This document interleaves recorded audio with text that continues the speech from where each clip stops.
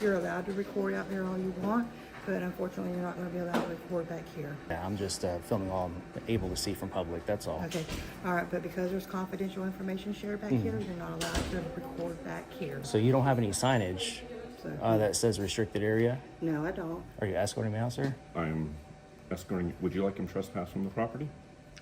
I will follow up with you on that in just a moment. Okay. Because I'm not breaking the law or anything, so Let's go, sir. don't touch me, sir. Sir, don't touch me. Let's go, sir. Why are you touching me? Because Is that a lawful order? It is a lawful order. What happens if I don't leave? All right, so am I officially trespassed?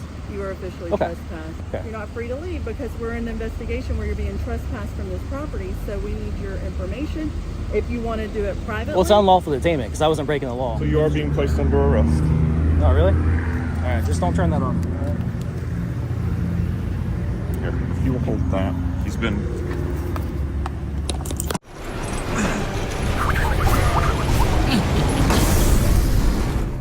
Welcome back, Liberty Trollers. I know many of you have been waiting a long time, almost a year to be specific, for an update on my only arrest since I started my First Amendment activism. I've been waiting a while as well, since the unlawful arrest took place in January of this year. I'll have an update for each of you very soon. This video is the audio recording from the trial that finally took place in October of this year, 2024. It was originally over 6 hours long, but I was able to condense it for you to just under 3 hours by removing dead air, jury selection, breaks, etc. Big shout out to Sean with Long Island Audit for helping me expose the oath breakers who violated my rights for exercising my First Amendment protected activity in a public area within a public taxpayer funded building, and for doing it peacefully. Watch until the end to get my thoughts and what I intend to do next. All right. This is State of Florida versus Zachary Kiker, 24MM384. Morning. Good morning. All right. Morning. I'd like to take up the issue of the amended information probably first. Yeah. It was filed last night. The state's position is that it goes from an M1 to an M1.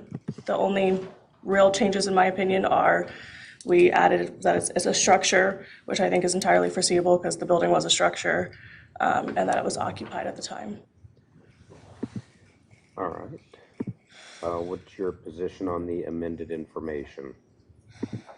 Judge, in light of the fact that speed has been waived, the state does, under the rules of procedure, have the right to amend this prior up until trial.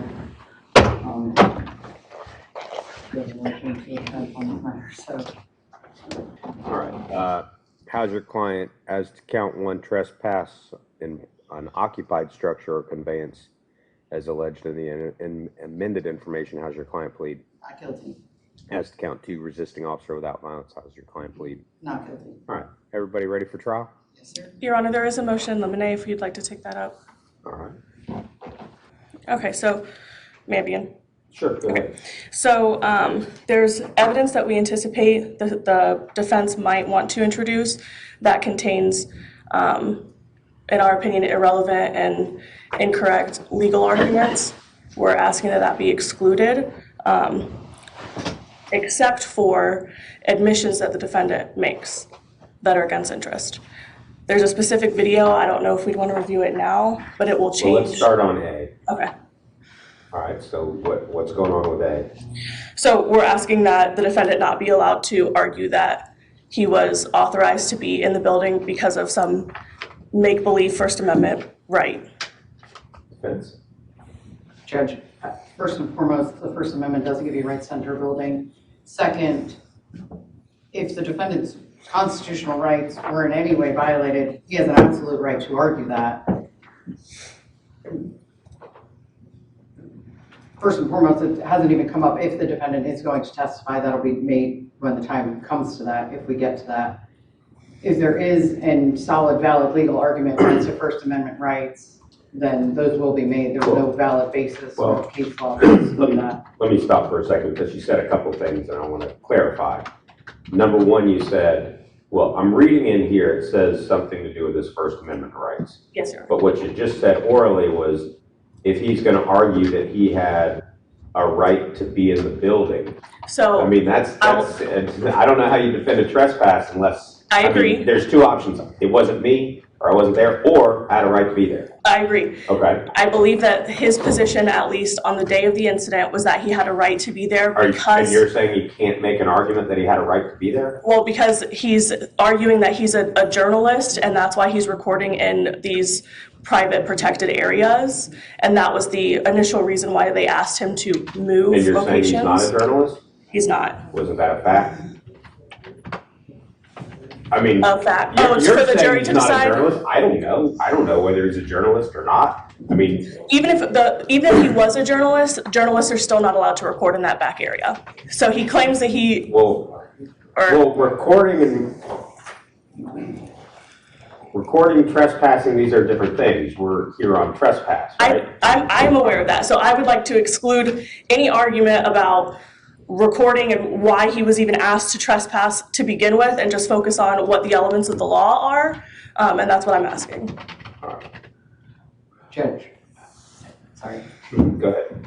As far as response, obviously the facts surrounding why he was in a public building, being the tax collector's office, I could walk into that tax collector's office right now, so could any other member of the public. It is a public building. Therefore, him being a journalist plays absolutely no reason, whether he's a journalist, a cattle rancher, or an airplane pilot or an astronaut, he can walk in that building. Regarding facts surrounding the basis for the trespass, that's absolutely relevant and needs to come in. I'd also point out that the two sections of the Florida Rules of Criminal Procedure, which are stated here, are character evidence, neither of which of what she's stating would be character evidence. There's nothing there. All right, at this point, I'm going to deny what's included in subsection A. That doesn't, I mean, again, as was pointed out, I don't know if the defendant's going to testify. I don't know what evidence or testimony is going to come up before that. So if there's something we need to readdress at some point before the defendant, if they make the decision to testify, we can talk about it then, or in any other potential objections, but I'm not going to grant motion limiting as to A at this point. May I ask a clarifying question? Sure. So we have a few different copies of a video. Well, that's B. Depending on. That's B. We're getting to B now, right? Well, A is testimony, evidence, or argument, so it would come in under his own words inside of the video. So Right, we've, that's B. Right? no, it's not voiceover narration. He's speaking during the video. Oh, okay. So There's two voiceover is different like added on later. No, it's one video. So voiceover is like added on later during the editing process. Whereas in A, I was talking about his in-person communication with the deputies and with. Okay, so there's a video of what happened. And Yes. he's talking in the video. Yeah. So what we're asking is that. So I have a few different versions Well, of that clip anticipating. let's just do this. We're going to talk about all that under B. All right, so Okay. we're talking about B. There's a video. I'm being led to understood that there's the video of what happened that has audio, and then there's also the same video has voiceover narration that's added after the fact. Correct. All right, let's talk about the video. Okay, so within the video, he talks about when he's talking to other people on the scene, he's talking about First Amendment issues. We're asking that that part be excluded, but for an admission that he makes about him being warned that he had to leave the property. Judge, first and foremost, if she wants to play a part of the video, you have to play all the video. If it's relevant, it's going to come in. If she doesn't want any of the voice, then none of the voice comes in. He's talking to a deputy. It is absolutely relevant to the case. If she wants to play the audio, I think all the audio has to go. As far as this is a YouTube video, just I think to explain to the court a little clearer on what this video is. This is a YouTube video. Defense was not the ones who brought this in, was not the ones who disclosed it. It was disclosed by the state. This is a YouTube video on what I assume the state's going to allege Mr. Fuker's channel. There is words and captions that come across the video. There are multiple layers that obviously I would assume the state has removed somehow. However, if you play part of the video and the rest of the video is relevant, it does need to come in under the rule of completeness. Well, let me ask a question. As the state pointed out, these are two different things, all right? Let's talk about the voiceover and I guess the word that's on there later. So is there a version of the video that doesn't include those things? I have edited it out, yes. of the Well, narration. hold on. When you say edited it out, what do you mean? But my media department has taken they pulled the clip from YouTube and then cut out I have several different versions of the same. No, but I mean, when you say cut out, do you mean just taken the narration off of it, or do you mean deleted the front section and the back section? Deleted the front section and the back section. All right. And as far as, may I respond? So as far as the entire thing being relevant, so that's my position, is that it's not relevant. It makes illogical and irrelevant First Amendment arguments that I think is only going to confuse the jury of what the issues are in the case. So that's why we're asking. I do have the entire video, but we're hoping not to have to play things that will confuse the jury. Do you have a version? I agree with the state as far as, if there's a video, that's one thing. We'll talk about what's in the video. You can't take the video, narrate your thoughts and opinions on it, and I mean, that's testimony, right? And Your Honor, I completely agree. I think any of the narration, voiceover, added words, that's fine to exclude. We just need to know how it was done and whether it... Correct. I have no idea how it's done. I haven't seen it. The other aspect is obviously him talking to a deputy back and forth. Well, we're not talking about that. We're Right, talking the rest about of that it, no, I would agree with the court. So- Voiceover isn't.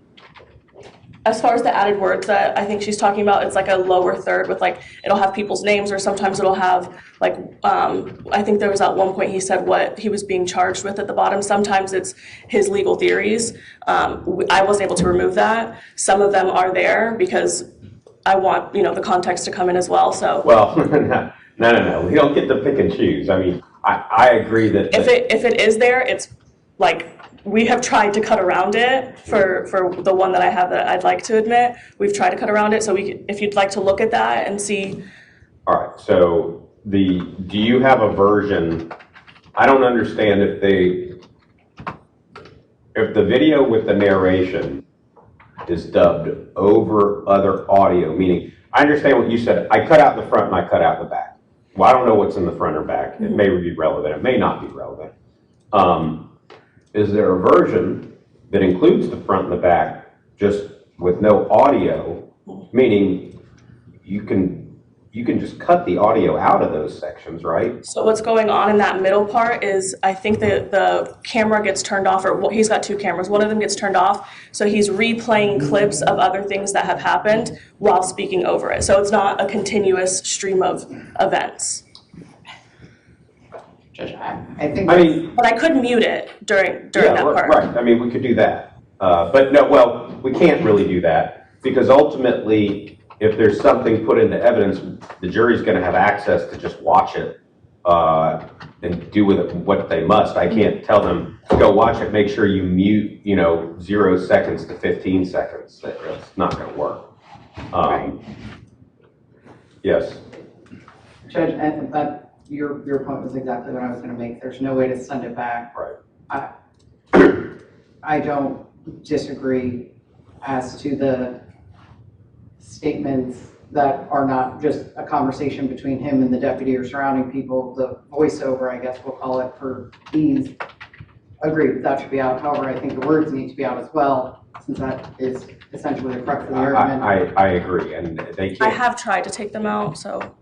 There's no way you guys don't have editing tools that would allow you to put a black box over that or anything?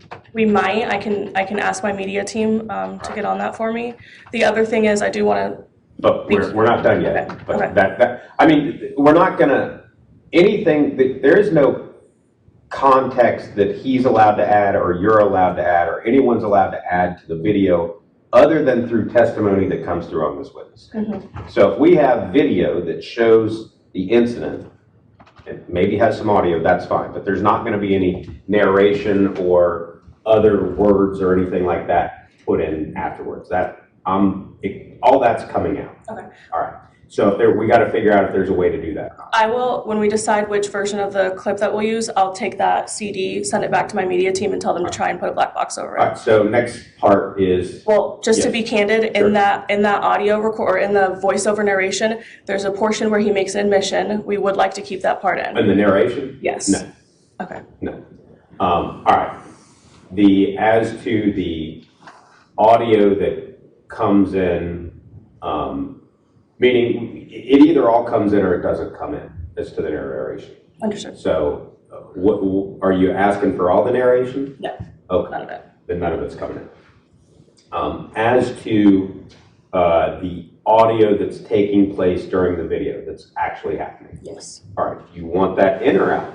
So I plan on, if the defense is okay, well, not if they're okay with it, but if it works out, I plan on only asking the witnesses about specific portions, but entering the full video with him talking to the. Which means the jury gets all that. They can watch the whole. I would just ask that the entire video be played. Well, hold on. If the video's in, Right, they it's able to be can. played. Well, if the video's in, they can publish whatever parts they want or not want. You can then publish whatever parts you want or not want, and then at the end of the day, they're going to be able to watch the whole thing. Just for my So- understanding, would Well, you? hold on. I don't know that we're all on the same page. Okay.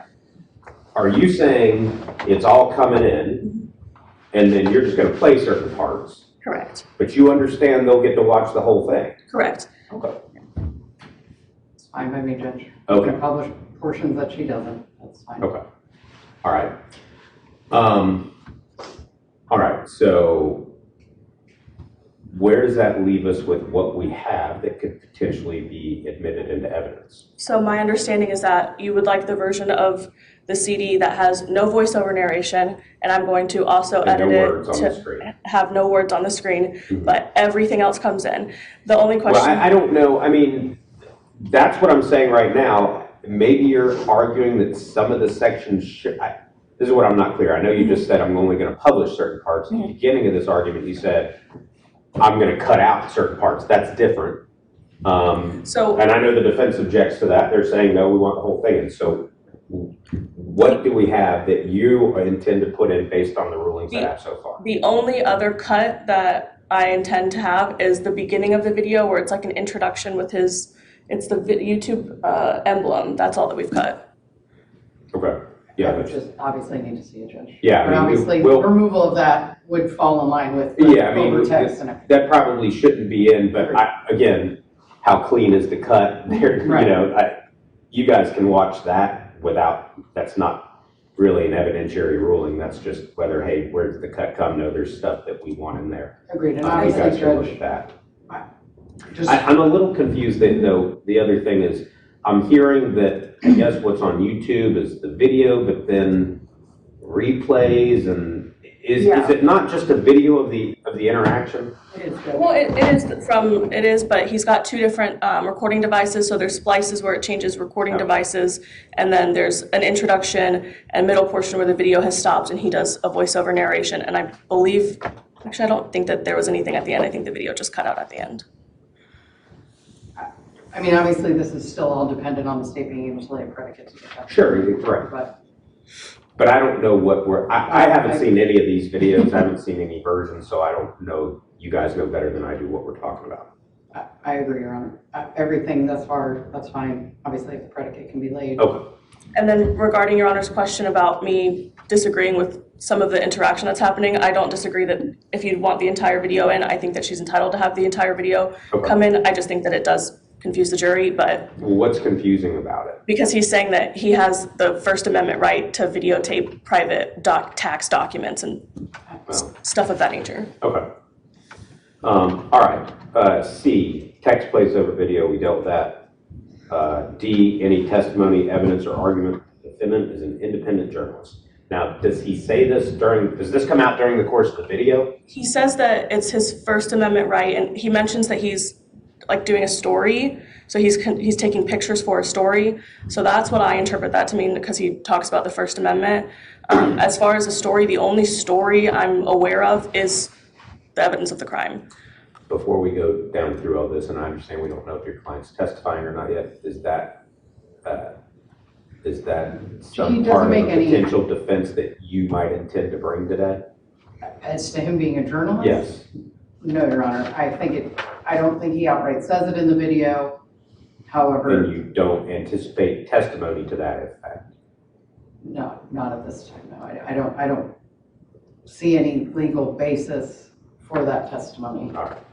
Obviously, if somebody comes in here and says something crazy, we're not in a felony case, so I've never deposed these people. Right. But that door's open. Yeah, I mean, I don't know if a state witness is going to come in and say, well, he kept saying he was a journalist. Like, I Okay. mean, you can tell your witnesses ask them before they get on the stand if it's something you're concerned about. I would also say that there's no legal basis to exclude him saying he is a journalist. Well, right. I don't think it's character bolstering. I don't think it's bad character. Well, most people we put on a witness It's just stand not is, relevant. what do you do? Maybe we can argue about all that, but again, if it's not an issue that we anticipate having. I just don't want a very choppy, messy version. Well, I guess the question is, it's the same question I asked at the beginning. Do you think it's character evidence? Whether he is or isn't a journalist is a factual issue, right? The only issue I have with it is that he's using that as a basis for why he's allowed in these private areas of the tax collector's office. Right. So it might confuse the jury But to whether or not he's allowed to be there or whether he can be trespassed. That's the yeah, but only issue. isn't that a factual issue? I don't think it's relevant. I don't, because they're not asked to determine whether or not No, they're asked to determine whether or not they have a right to be there. right, but Do not remain, journalists have a right to be there? not in not record in those back areas, Okay, well no. then why does it matter if he says he's a journalist? Well, because it would confuse the jury, because even a journalist wouldn't, I just don't want to have to get into legal arguments in front of the jury that I don't think are Well, relevant. that's not a legal argument, that's a factual argument. Well, an argument of what a First Amendment journalist is and whether they have rights to, and whether we can control time, place, and manner. We have government policy and statutes saying that they're allowed to restrict recording in those areas. I don't want to have to get into all of that if it's not necessary. Right, and I don't know if it'll be necessary until after the defendant testifies potentially. Okay. I mean, I can't eliminate a potential defense that they have because it might be confusing. I mean, I don't, maybe this person is a journalist, I have no idea. Now, whether that means they're allowed to be there or not, that's a factual issue that potentially you'll have to address or not. I don't know. I mean, that's why we have rebuttal evidence if necessary. So I can't, I'm going to deny that. Understood. At this point. I mean, we'll see where the trial goes. If it's something that we need to readdress or needs to be objected to, we can talk about it then. Understood. All right. Evidence of defendant's video devices being turned off during the course of the investigation were less related to the incident manner. I don't know what that means. So the defendant, part of that voiceover narration and part of the things that he was saying or arguing at the time was that turning off his, if they had turned off his video camera, that would have violated his First Amendment right, and later then they did turn off his video cameras. So we don't think that that's relevant to the trespass issue. Well, right, but it's something that's happening on the video, right? As in they're speaking to each other? Yes, it's also in the narration. Well, we're taking the narration out. Right. So I But if think, it's in the video, it's in the video. okay, that's been addressed then. Grady Judd and I would agree that it is relevant if the officer's turning off a camera, so a situation can't be recorded. There's an issue outside of this, just based on these arguments, that I think would need to come up. All right. There is a lot of, the state keeps saying this is a restricted area, this is a restricted area, he wasn't permitted back there. There's no evidence of that. That has been turned over whatsoever. I assume that we, based on the statements that have been made, I assume that I'll hear evidence of that from the testimony of the witnesses, maybe not. Understood, Judge Gibson. I guess what you're saying is not in the reports. It's not in the report, it's not in the video, it's not. Well, hold on. There's It is in the clearly video. something that says he's not allowed to be where he is, right? No. Well, then why would they arrest Yeah, I him? disagree with that. Well, I think we'll get there relatively quickly, Your Honor. I mean, I don't have all the reports. I don't have those handy. They're not in the court file, but I guess the issue is with a trespass under the statute, obviously, there needs to be a posting. That posting does need to comply with the statute for a trespass posting. That has not been alleged. It's not in any report. So I think while the state's statements and opening, et cetera, are not evidence, it would essentially be opening an argument of facts that are never going to be in evidence. We well, disagree hold then. on. You anticipate someone's going to say they're not, that is the state's case that Mr. Kiker is in an area that he's not allowed to be in, or that he's in an area that he's allowed to be in, but he's not allowed to be recording in. The second one with the caveat that normally people take a ticket to let the people who are working there know that they're walking back there. Not that that's super relevant, just for the record.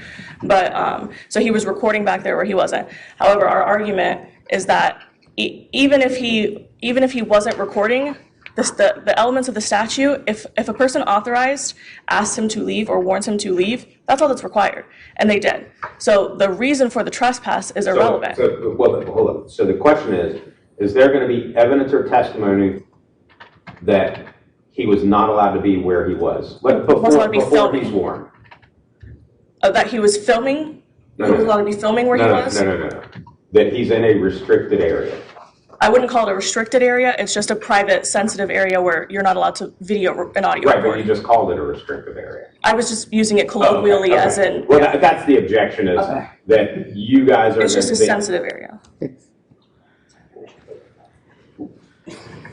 Right, but the question is, they're effectively the defense is bringing a motion in limine that it not be called a restricted area. Okay. Because it's not a restricted area, at least that's what I'm being told, unless you're telling me that it is, and then we'll deal with it. So what I will say is he was told that he was totally allowed to be in the lobby and film in the lobby, but once you go back behind the double doors, people are exchanging tax documents, private information, dates of birth, addresses, so he couldn't film back there. Right, but he's allowed to be there. On the premises, yes, until he's told that he cannot, until he's told that he can't remain. No, right, I understand that, but he's not going through those double doors. I understand the argument is he can't film back there, and that's what he's being told. And at some point, he's told allegedly that he has to leave, he can't be there. But it's not per se a restricted area. Correct. He doesn't have to have like a badge or something to walk back there. That's their motion in limine is Okay. that you can't reference this as a restricted area that he is just on his face not allowed to be in. Right. That we're not arguing he wasn't allowed to enter. We're just saying that he wasn't allowed to remain. Oh, okay. Right, Judge, which is why I just don't Right. want it called a restricted area, because that obviously. Is there a term that the court? I mean, if I. Well, restricted means not allowed to be there. Okay. Okay. Right? I mean, well, An area where business is conducted. they're just saying without it being provided in discovery or alleged previously, you can't argue that it's a restricted area or area that he is just per se not allowed to be in no matter what. Forget the filming, forget the being told. Okay. And it doesn't sound like the state's doing that. Correct. Or intends to do that. Correct. All right. So as to that, I'll grant the motion in limine as to calling that a restricted area. Okay. Or a place just that he's not allowed to be no matter what, which doesn't sound like it's the case. Okay. All right. Anything else we need to take up? The only other thing, Your Honor, is that during the course of me investigating this, I did watch the defendant's YouTube channel. I do feel that I should bring it to your attention that there are videos of him attempting to surreptitiously record inside of court. I don't know how Your Honor would like to handle that. It might be appropriate to inquire if he's surreptitiously recording, but. Your Honor, Ms. Hedley? I've addressed this with my client. He has asked if he can video record in court. I've told him that he cannot. I have also explained to him that this is all audio recorded. He has every right to obtain that audio recording. He is aware and will not be recording in court. Mr. Kiker, understand? Yes, Your Honor. No recording? No recording. Thanks, sir. All right, thank you. Thank you. Ladies and gentlemen, welcome. Thank you for your patience. I thought we were going to start really early this morning, very quickly, which doesn't normally happen. And some things came up that we had to deal with. So here we are, we're ready to go now. Thank you for your patience. Now that you're all in here seated and comfortable, stand back up. Raise your right hands, please. Do you solemnly swear or affirm that you will answer truthfully all questions asked of you as prospective jurors? So help you God. If the answer is yes, say I do. I do. If you said I do, have a seat, please. I'm not leaving unless under the threat of arrest. Those aren't my words. Those are the defendant's words on the day in question. And the evidence today is going to show that exactly that happened. He would not leave after being warned numerous times and asked numerous times to leave the location.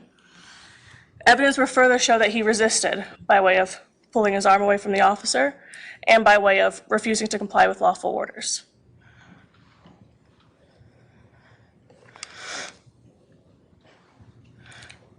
The evidence will show that the defendant entered the tax collector's office in Davenport, Florida, and was video recording while doing so. The defendant then walks into the back area of the tax collector's office while video recording.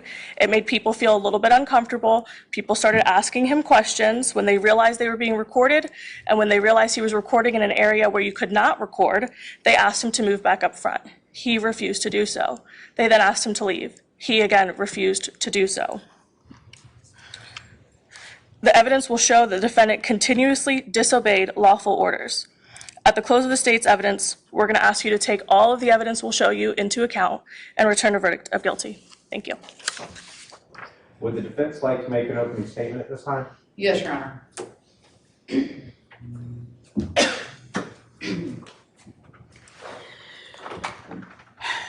Good morning, ladies and gentlemen. This case is about one thing only. A man walked into a public tax collector's office and recorded various areas. You will hear throughout the evidence that there are no signs at all that said there can't be recording. There are no signs stating you can't go into this area.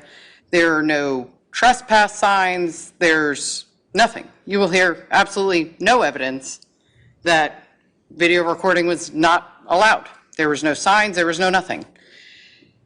You will also get to see and hear that Mr. Cooker was not being rude, was not being disrespectful, and you will see that he was calm throughout the entire interaction with not only tax collector employees, but with law enforcement. What this case comes down to is that a situation occurred that made somebody say, you can't do that. But there's no rule. There was nothing to let anybody know that you can't do that. However, a rule was made up on a fly and a decision made, and a decision that was not correct. I submit to you, when you hear all this evidence and when you go through and look at it, there was no lawful command. There was no trespass in a public building. That did not occur. What occurred is that somebody came into a building that said nothing about not being able to recording, and people didn't like it. When you see the law or instructed on the law, you will see that not liking something doesn't make it illegal. It doesn't break any laws. I submit to you, when you see all this evidence, when you hear it, when you hear the testimony, and the judge instructs you on the law, that you're going to return the only verdict that the evidence supports, which is not guilty. State, call your first witness. State calls Ms. Gail Stace. Do you solemnly swear or affirm that the testimony you give in this case will be the truth, the whole truth, and nothing but the truth? I do. Please follow me this way. Will you start off by stating and spelling your name for the record? Susan Gail Stace, Gailstace. And what is your occupation?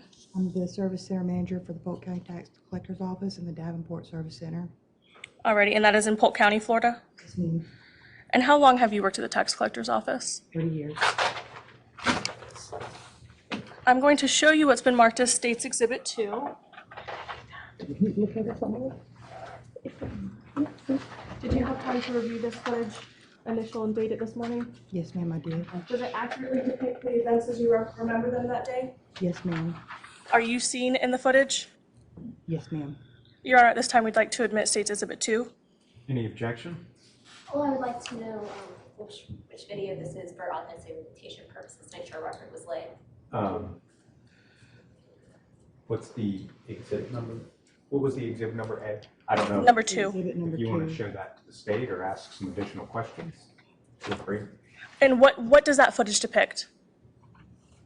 This one here, I believe, is the whole video of him coming into the office and videoing, and our interaction in the testing area. And is that the footage that the defendant recorded, or is it from like aerial surveillance? I believe this one is the video that the defendant recorded. Thank you. We move to admit State's Exhibit 2.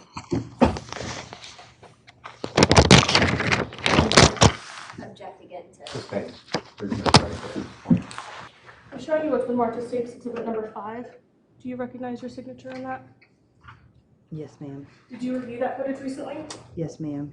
Did you see yourself on the footage? On this one, no, I do believe this is the one from our recording, our videos, our cameras, and if it's the one from our video cameras, then it is just our videoing of him videoing.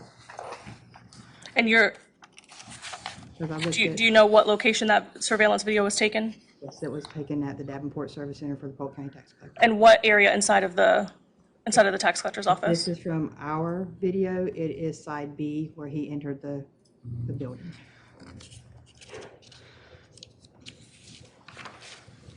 And you recognize the building that you saw on the Yes, CD? ma'am. Your Honor, we move to admit Stace Exhibit 5. Any objection? Defense is going to object on the grounds that she has no personal knowledge. We haven't heard the proper predicate be laid for this one either. Sustained. May I inquire more? Sure. You are aware of the building that is depicted in that footage? Yes, it is. Were our you- building. Were you there on the date in question? Yes, ma'am. Did you walk through that? You said it depicts side B. Yes, ma'am. Did you walk through? Testifying to the contents of the video. Overruled. Did you walk through that side of the office that day? Yes, not during that video, but yes. And you looked around? Yes. And does that video is it substantially similar to what you saw that day? We move to admit State's Exhibit 5. Defense? No objection. All right. It'll be admitted as State's Exhibit 5. Ms. Stace, you recognize what was depicted in that video? Yes, that's our customer service area, side B, where we serve our customers, and the defendant was walking through recording in that video. That's from our cameras, our security cameras. Did you later come in contact with the man that was walking around? I did. Do you recognize that man in this courtroom? Yes, ma'am, I did. Would you please point to him for us? It's the defendant in the middle. Can the record reflect that the witness has identified the defendant? The record will reflect that the witness has identified the defendant.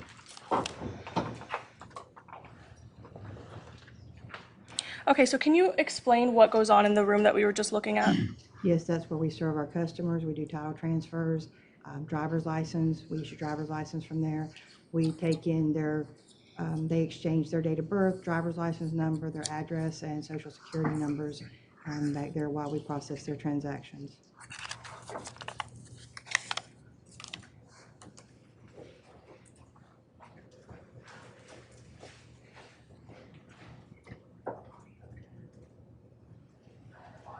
Your Honor, may we approach?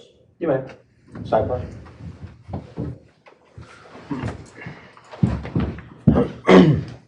I'm sorry, it wasn't playing the audio. You can play. Can I play it again? Sure. If there's an issue, because it looks like the audio is on. If you remember. Yeah, you can publish it as many times as you like, unless I hear an objection. I might have to call media up here because it looks like the audio is on. So I'll try it again. Okay. Other than that, just make sure your client obviously knows he's certainly allowed to be present in any sidebars we have. Advise him of that. If he's not here, I'm just going to assume that he waived his right to be present, okay? Yeah. All right. Thank you. He's okay to move for videos. I just That's don't fine. Yeah, just want you to know. move. No, absolutely.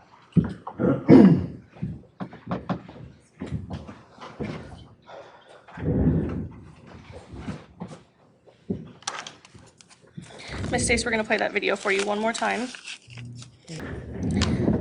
All right, Ms. Stace, so after watching, you saw the video, and you...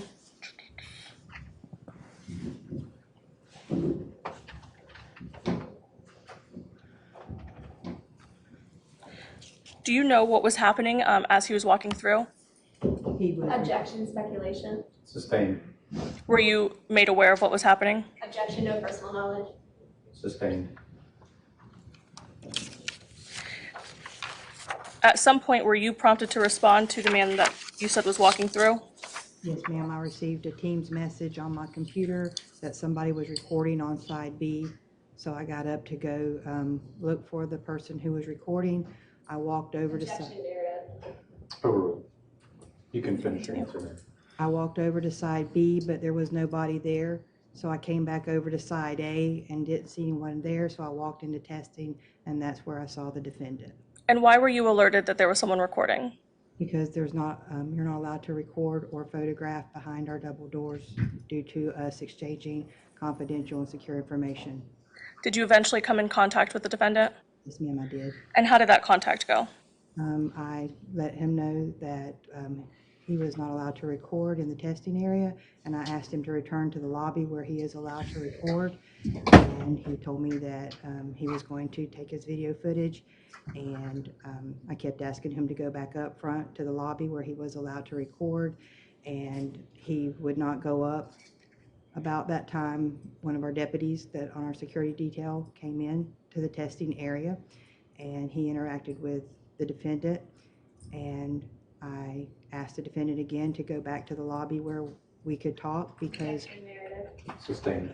Will you explain again what the testing area is? the testing area is where individuals go to take their written test to obtain their driver's license, and they also pick up their driver's license once they've been issued. And do you typically allow people to record in that area of the building? And it's not allowed back there. And why not? The state, we work as agents for the state. The state does not allow recording in those areas because we exchange confidential information such as social security numbers, driver's license number, address, and date of birth.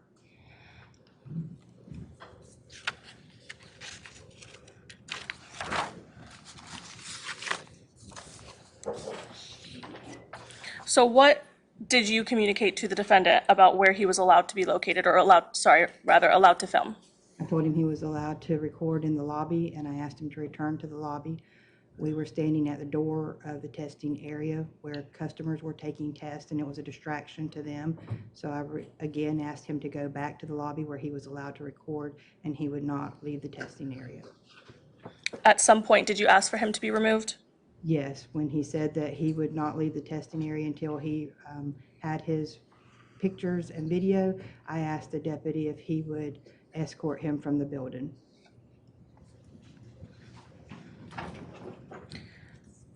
And then the deputy escorted him from the building? And at the time that the deputy was escorting him from the building, did you have to do anything? The deputy asked me if I would like him trespassed, and I told him I'd let him know in a minute that I had to talk to my supervisor to get direction on that. To get direction on whether he was allowed to be trespassed, or whether you were allowed to fill out the paperwork? Direction on whether or not to have him trespassed. At that point, you had already asked for him to be removed, though? Yes, ma'am. Thank you. What is the next time that you saw the defendant? After I got off the phone with my supervisor, I went to look for the deputy to let him know what my supervisor had instructed me to do, and the defendant was in the deputy's truck at that time. And what did you do? I told the defendant that at this time we were going to ask him to leave the premises. If he left the premises on his own, there would be no issues. If he did not leave the premises, then we would have him trespassed. And was there paperwork involved? The sheriff's department handled the paperwork for that. Okay. How many times in total would you estimate that you warned or asked the defendant to leave? Approximately 6 times, because when I went to the truck to tell him, he started asking, is this being recorded? Am I being recorded? Is this being recorded on the body cam? And he asked that at least 3 times, and I kept repeating, we're asking you to leave on your own accord. If you do, there won't be issues. If not, we'll have you trespassed. Each time he asked if he was being recorded, the deputy said, Polk County Sheriff's Office are not required to wear a body cam. Then his next statement was, Sustained. Did he ever leave on his own accord? no. Did he say when he would leave? Once we got past the body cam part, I repeated that we were going to ask him to leave on his own accord, and if not, he would be trespassed. And he started asking if he was going to be arrested. He asked that approximately 3 times, and the deputy finally, You can finish. Continue. the deputy said if he didn't leave, he would be arrested. And he said, I'm not leaving. No further questions for this witness, Your Honor. Any cross-examination? Yes, Your Honor.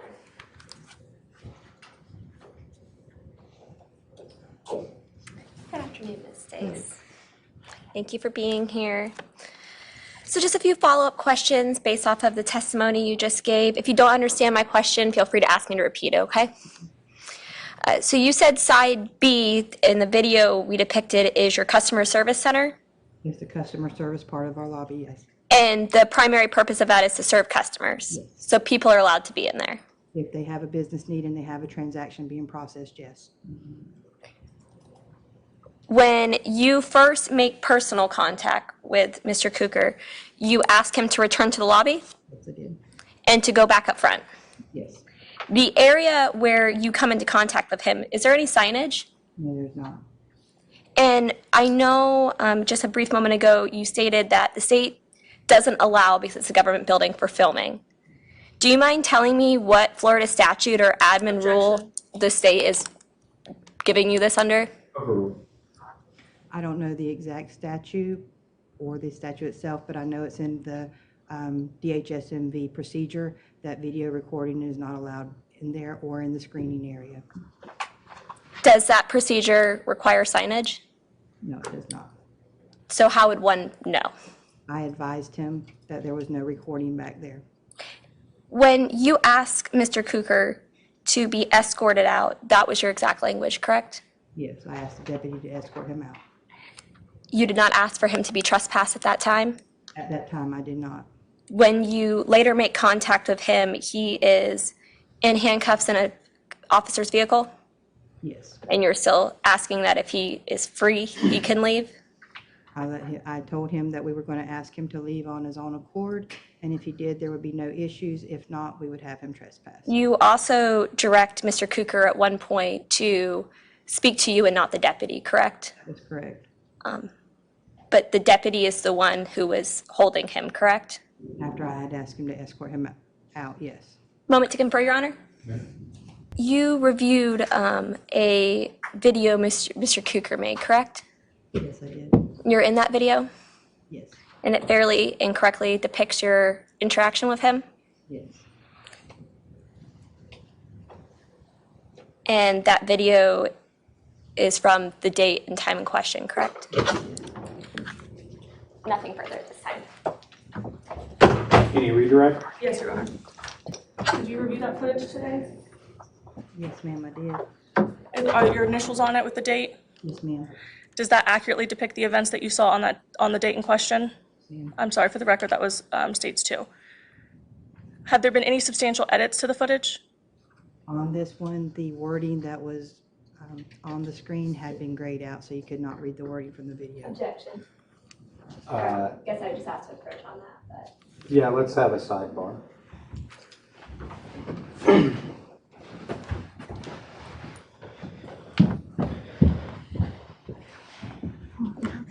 No, there was something there and that we covered it up for a reason. Can you read the edited video I instructions? was going to read that before it ever did. It was a larger instruction. Yeah, that's in there. If it's ever proffered and presented on the plan, I have it sitting there to read if that happens. I just don't want her testifying. Things are taken out because it's no point. I'm taking it out. But, I thought that's what I was supposed to do. no, that's okay. Before we get there, are you intending to submit this evidence now on redirect? I believe that she asked about the footage. No, I understand. But yes, I'd like to break it. being purposely.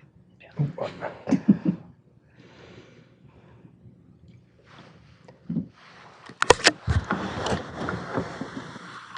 Where's the microphone? Before we get there, what's your position on that? I'm not going to object to it being outside the scope. Okay, all right, thank you.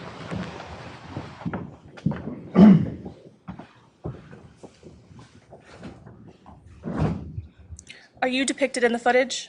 Yes, ma'am. And you reviewed the entirety of it? And it accurately depicts what you experienced on the date in question? Yes, ma'am. Do you remember that date? Yes, ma'am. Up to where I was included in it, it was accurate. I can attest to after that fact. Okay. And do you remember the date? January 11th, Of 2024. And it accurately depicts the scene as you saw it on that day? The state moves to admit States 2. Any objection? Defense is not going to object to this. All right. It'll be admitted without objection as States Exhibit number 2. Permission to publish your You may. All right, we're outside the tax collector for Polk County, Florida. Beautiful flag out front, seems to be in good condition. Also, as you can see, we have the Polk County Sheriff vehicle out front. So I would assume there is a person of law enforcement inside.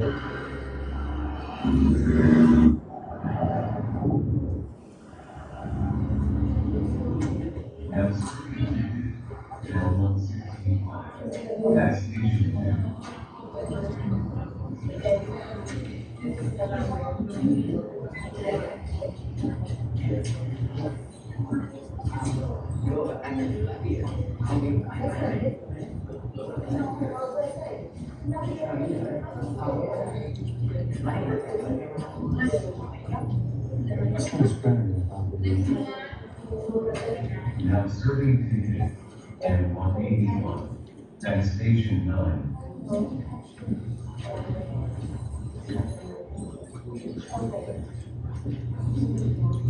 Beautiful flag. Cameras all throughout the building. Now serving ticket G184 at station 3.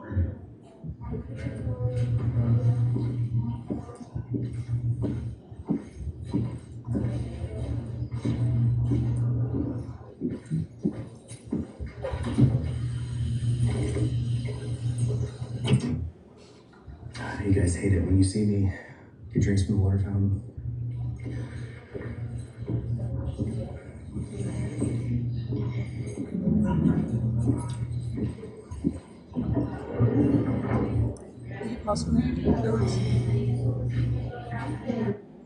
What is this area, Miss Stace? That is side B of the customer service area.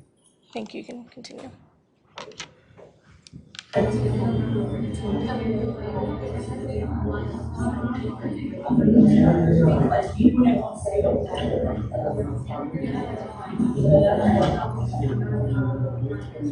That's where you should picture taken. You lost me, Alex. Okay. Did you hear a voice? Yes, Do you know whose voice that was? Do you recognize the voice? I'm not sure which one it was, no. It's one of my employees. Thank you. Continue. Thank you. All right, so that's this area.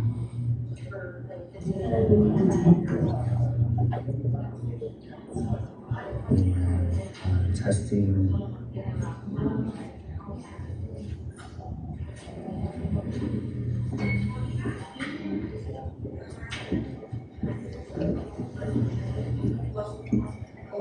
Now serving ticket L183. And what area is this? That is the testing area Of what building? of the Davenport Service Center for the Polk County Tax Collector. And what business goes on in this area? That is where the customers go to take their written test to obtain their permitted license. Objection, relevance. Overruled. Let me continue. The back area is where customers are actually sitting taking a test. The chairs out front are where people who are waiting to have their license printed come and pick up their license. And do you allow people to record in this area?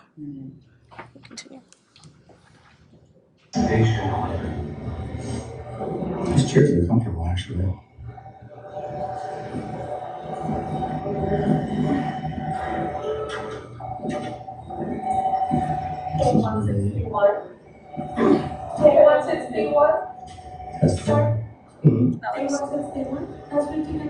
No, ma'am. Do you recognize the woman on camera? Yes, ma'am, that's Carolina Rodriguez. She's one of my employees. Thank you. Okay, so are you recording? Yes. Okay. So that you already told them you did that? No. No? No, I just walked in. So there, multitasking, there's your camera go down. Okay. Do you recognize the person that just walked on screen? Yes, that was me. And what were you doing? I was coming to talk to him to let him know that recording is not allowed behind the double doors. Thank you. How you doing? So you don't have to report back here because the confidential information that's recorded, you're allowed to record out there all you want, but unfortunately, you're not going to be allowed to record that Hi, what's your name again? My name is Gail. Stace, and I'm the name. Gail, nice to meet you. I'm Greg. Yeah, I'm just from able to see from public, that's all. All right, but because it's confidential information shared, go back here. Yeah. Hey, yes, sir. Oh, all right, that's good. How are you? Hey, you name that job? Do you recognize who that is? Yes, that's Deputy Montalbano. And who is he in relation to the tax collector's office? He is one of the deputies that works our security detail. Thank you. Montalbano, 603. Thank you, I I'm appreciate it. asking that for me, not him, okay? So we do need you to step back into the lobby so you can report out now. Why is recording when it's public, right? Also, this area really isn't public. This is testing. Well, no. Let's step up out here, please, sir. I will. Let's do that right now. Yes, we're not in a minute. You were doing so good. Yes, sir. Yeah, right. Yes, we need to have a conversation out there, not back here. So I'm gonna ask you to go out to the lobby and we'll talk out there. Well, I'm gonna finish getting my pictures and stuff, and then I'll head out there. I just walked in. Not back here. So you don't have any signage that says restricted area? No, I don't, but there's confidential information that's back here. Every public building has I confidential information. understand, but we have people back here testing right now, so I'm we're not not from taking there. this I'm not from conversation. Which can be, What options were you trying to give the defendant at this point? I was giving him the option to return to the lobby where he's allowed to record, and I was trying to get him away from the door where people were testing so it wouldn't be distracting. Thank you. The only reason I'm still here is because you came out and talked to me, which I'm okay with. You can talk to me, it's fine. well, we're gonna talk out here so we're not distracting them. And you're not allowed to record back Respectfully, here. I'm not going to follow your Okay, directives. please escort him out. Okay. Okay, let's go, sir. Are you escorting now, sir? I'm escorting, would you like him trespassing the property? I will follow up with you on just a minute. Okay. Because I'm not breaking the law or anything, so Let's go, sir. don't touch me, sir. Sir, don't touch me. Let's go. Is this the extent of your interaction with the defendant Inside, inside of this video? yes. Thank you. No further questions, Your Honor. May I request? You may. Thank you.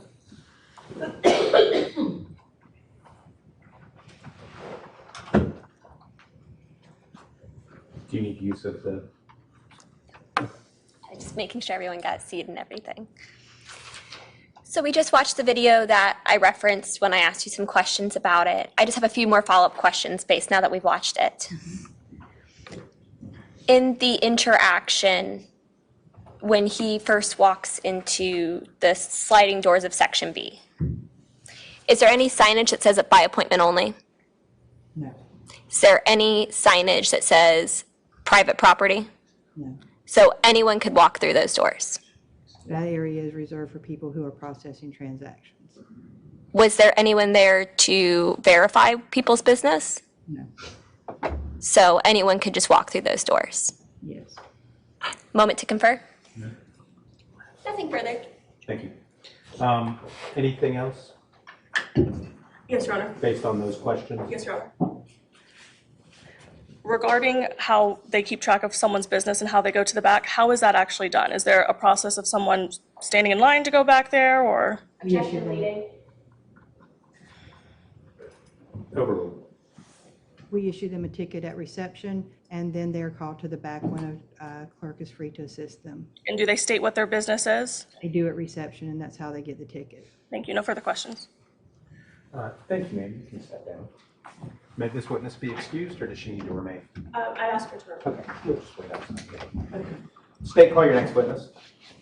State calls Deputy Montalbano, who is on his way up. Okay. What's his last name? Montalbano? You solemnly swear or affirm that the testimony you give in this case will be the truth, the whole truth, and nothing but the truth? I do. Deputy, follow me this way. Be careful with us. Follow the instructions of the judge. Thanks, sir. Proceed. Yes, sir. How are you? You ready to go? Yes, sir. You may inquire. Good morning. Will you state and spell your name for the record? Sure. Deputy Jonathan Montalbano. Last name is Montalbano.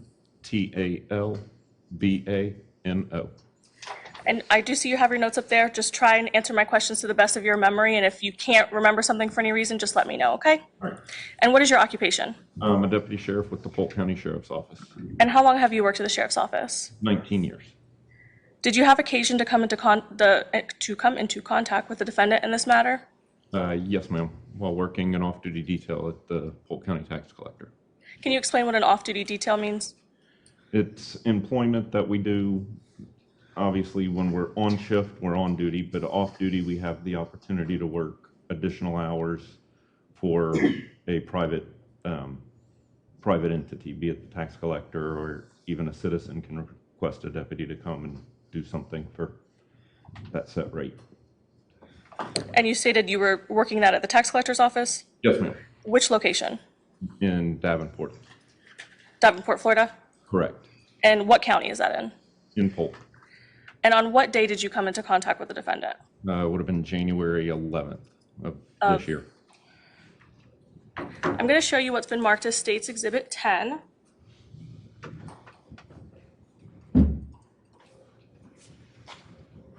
Did you recently review this footage? Yes, ma'am. How do you know that? Because my initials and member number and date are on the disc. And did you watch the disc? Yes, ma'am. And you recognize the events that are happening in the disc? Yes, ma'am. Were they accurate to your recollection of the events? Yes, ma'am. Were you seen in the footage? I watched 4 different ones. I don't recall exactly which one this one was. But you recognize the footage? I recognize the footage as footage from that day, yes. As footage from that day. Your Honor, at this time, we'd like to admit State's Exhibit 10.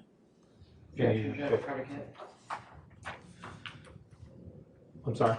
We would object to improper predicate. Sustained. Are you the one that took that footage from the surveillance? I downloaded the video from the surveillance system, yes. Has there been any changes in the footage since you've took it?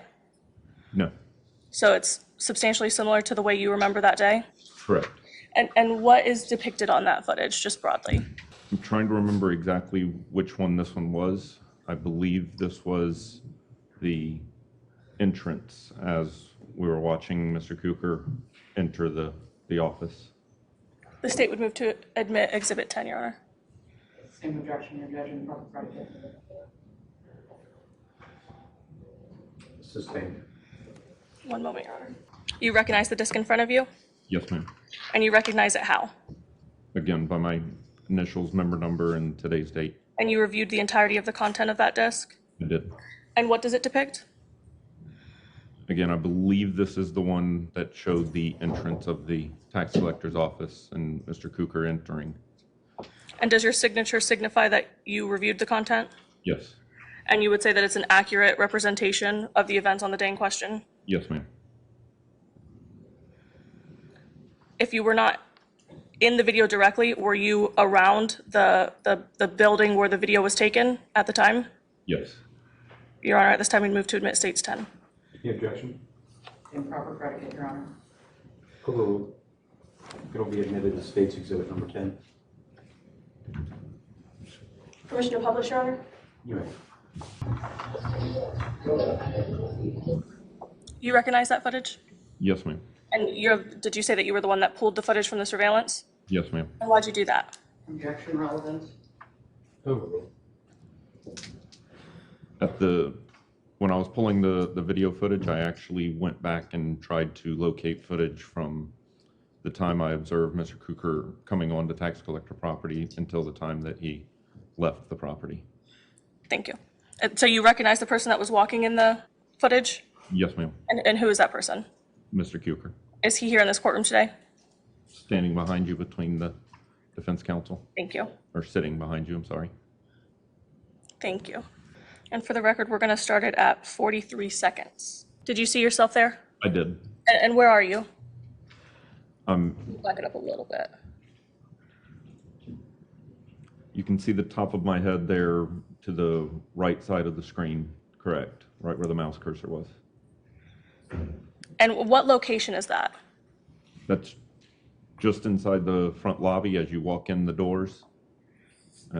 That's the reception area where you would stop to explain what type of service you need prior to being called to the back.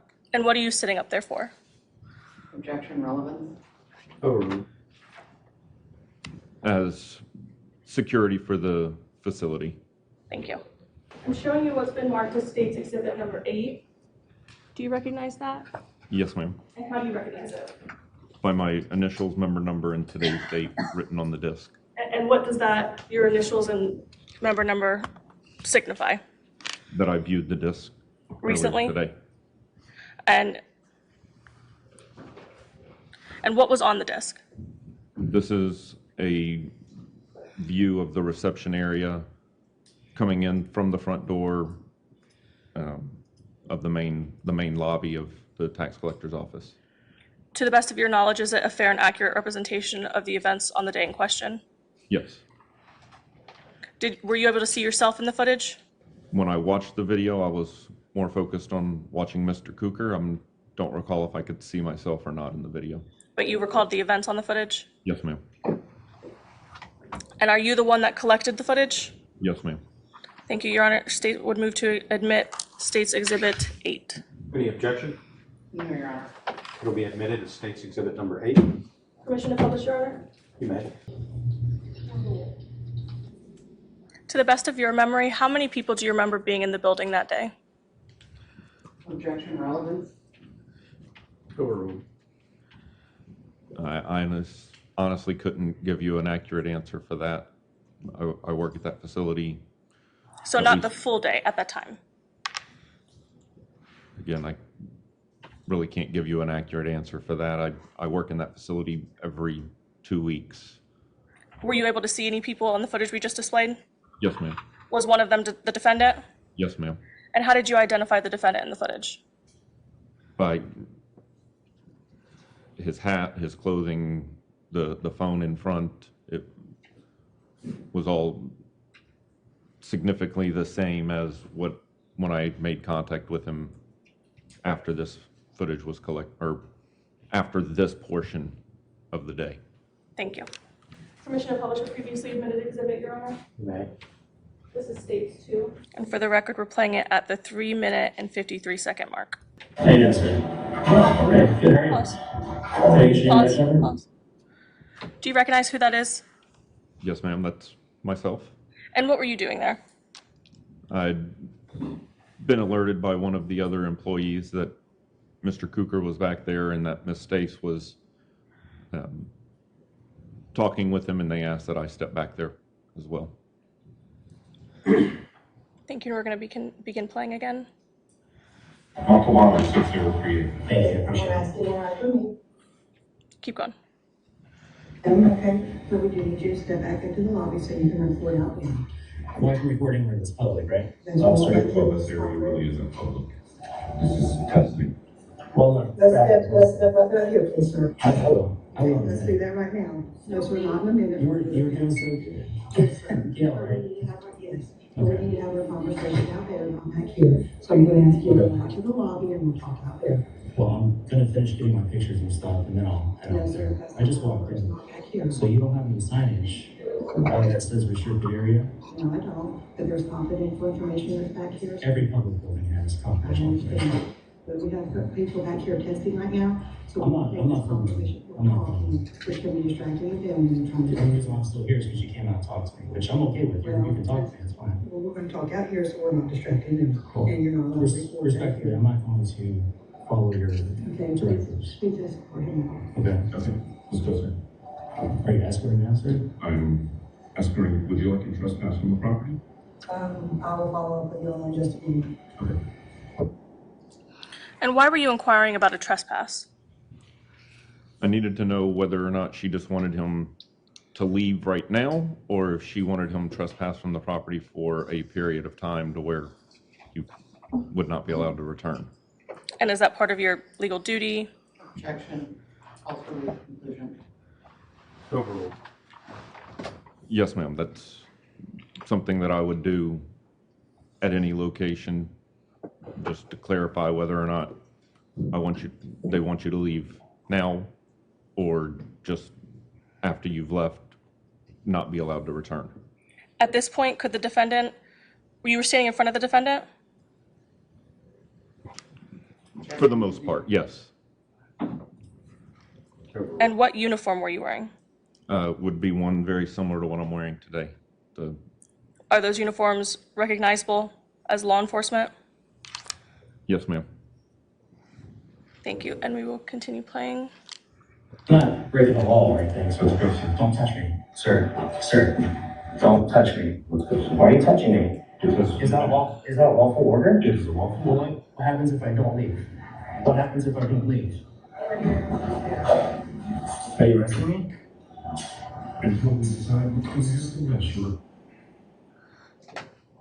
Okay, so what's happening at this point? At that point, he's refusing to comply with both the direction of Miss Stace to leave or to walk out to the lobby, and with my direction to leave as well. Are you giving him directions? Objection leading. Or were you asking him to do anything? Sorry. Sustained. Go ahead with your next question. Were you asking him to do anything? I had asked him to come with me out to the front of the building, trying to escort him from that area. And did he follow along with you? No, when I tried to direct him out that way, he told me no. And then when I tried to escort him out, he started pulling away from me and telling me to take my hands off of him. Thank you. I'm showing you what's been marked as State's Exhibit 4. Do you recognize this disc? Yes, ma'am. And how do you recognize it? It's one that I viewed earlier today, again signified by my initials, member number, and today's date. Have you had the chance to review the contents? Yes. And does your signature, oh, you said it does. And what's contained within the disc? This disc is the security video from the same area that this came from inside the building. Were you able to see yourself in the footage? Yes. And to the best of your knowledge, is the footage a fair and accurate representation of the events on the day in question? Yes. States would move to admit State Exhibit 4. Any objection? No objection, Judge. And that is Exhibit 4. Yes, Your Honor. Permission to publish? State's Exhibit 4 will be admitted into evidence. You may publish.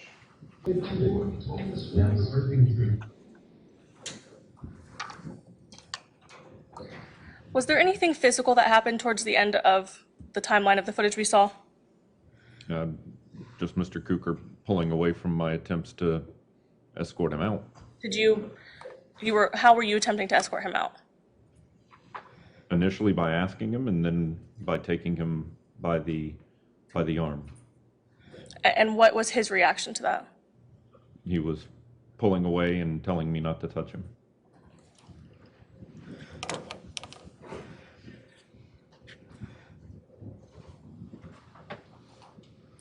I'm showing you what's been marked as State's Exhibit 6. Do you recognize this disc? Yes, ma'am. And how do you recognize it? By my initials, member number, and today's date written on the disc. And what does that information signify? That I watched the disc earlier today. And what's contained on the disc? This disc is as I was escorting Mr. Cooker from the back of the back area, where all of this occurred, out through the lobby to my patrol vehicle. So are you present on the footage? Yes. To the best of your knowledge, is it a fair and accurate representation of the events on the day in question? Yes. Your Honor, Your Honor, State would move to admit State's Exhibit 6. And that's Exhibit 6. Your Honor, there's no objection to the predicate. I do have a 403 cumulative objection at this point. All right, let's have a sidebar. I mean, 9403 largely prejudices that, but it goes into just needless cumulative evidence. We're just watching the same exact thing from different angles repeatedly. Yeah, go ahead. It's the footage of him walking out with him in handcuffs of the tax collector's office, which I don't think we've seen. Out of the front? Not through the front, of the front door. All right. So it's, my understanding is this is a video from a different room on the way out. I don't know if there's any additional thing that would. Just him walking out. Correct, okay. What I was going to say is, it's not clear to me whether there's anything else that would go to the resisting charge that occurs in this video. It doesn't sound like it, but it just so happens the way that this is it's numerous different security cameras, so it seems that way because we're piecing it all together. But this apparently you may be correct about some of the prior videos, but this apparently is a different room. It's not the same view that we've seen, so I'm gonna allow it at this point, so objections I overruled. also would object onto relevance. Him being in handcuffs isn't alleged as a resist story. Oh. The resisting is his initial pulling away, which has already been seen, so it's not relevant. It's just prejudicial at this point to see some man in handcuffs. Well, we've already seen him in handcuffs. My understanding of the earlier testimony that we had from the first witness was that there's some additional interaction that occurs outside of the police car. It's not on video at all. No, I know, that's what she said, but this gets us to this point, so I understand the objection. I'm going to overrule it. All right, Exhibit 6 will be admitted into evidence. Permission to publish, Your You Honor? may. Alex? And what does this depict? This is the one side of the lobby. This would be the northern side of the lobby for the tax collector's office. Thank you. Can you continue playing? Do you see yourself in the footage? Yes, ma'am. And what's happening here? I'm escorting Mr. Cooker out of the building toward my patrol vehicle. Thank you. Where were you taking the defendant? Out to my patrol vehicle. What did you tell him was the reason for you escorting him out? At that point, he was being detained to conclude the investigation in reference to possible trespass and the resisting charges. Was there anything else that you had to do regarding the investigation? I was waiting on Miss Stace to confirm how she wanted to proceed, and also had notified supervision to have an on-duty sergeant respond. A sergeant of the Polk County Sheriff's Office? Correct. Permission to publish a previously admitted exhibit, States 2. You may. For the record, we're going to play it from the 5-minute and 29-second mark. Your Honor, through this same sidebar projection, we've also watched, I believe, this portion of the video now 4 times. It's a different portion of the video. Overruled. All right, so you can just put John Doe on the trespass? Correct information for the trespass. You just put my description down, legally speaking, in the state of Florida, you just put my physical description down. John Doe is a name, you put a name down. I'm not giving my name willingly. So what are you attempting to do at this point? Attempting to get the information necessary for the trespass form to be completed. And what information were you asking him for? His legal name. And did he comply? No. What did he tell you? John Doe. Is that sufficient to fill out your paperwork? Objection, Your Honor. Also legal conclusion. Overruled. The name John Doe is commonly used as somebody who doesn't have an identity. So, in my opinion, no, it was not sufficient for that form. And we're going to continue playing from this point. Doe, what is your physical address, sir? I'm not giving my physical address either, sir. Just put my physical description. Okay, that's all you need. Right there, sir. What's your sergeant's name? Right there. Do you recognize that vehicle? Yes, ma'am. Whose vehicle is that? That particular vehicle would be Sergeant Wood. And why is she here? That was the on-duty patrol supervisor for that area that I had requested. We can continue playing.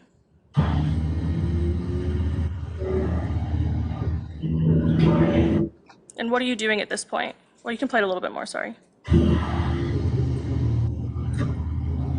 What's going on at this point? I'm briefing her on the situation as it currently stands. Is that Sergeant Wood that you were speaking of? Yes. Does Wood stay outside, sorry, Sergeant Wood, does Sergeant Wood stay outside with you and the defendant, or does she leave at any point? No, she was inside, outside. She was doing quite a few different things. When she came back outside, what happened? She confirmed that it was indeed trespassing and that we were going to be placing Mr. Cooker under arrest. Did anything of note happen after the arrest? He finally gave me his correct name. How many times in total would you say that you asked him or warned him to leave the property? I myself, at least 3 to 5 times. And did he ever leave on his own? No. Did he refuse to leave unless you arrested him? Objection, Your Honor. Sustained. Did he say under what circumstances he would leave? Said the, Overruled. said the only way he would leave was under threat of arrest. Did the defendant comply with your attempt to identify him while you were trying to do the trespass paperwork? No. Did he attempt to pull his arm away from you when you were ushering him out of the building? Yes. No further questions, Your Honor. Any cross-examination? Yes, Your Honor. Do you want Exhibit 2 for any reason? Good afternoon, Deputy. Good afternoon. Deputy, you were there in an off-duty capacity as security detail, correct?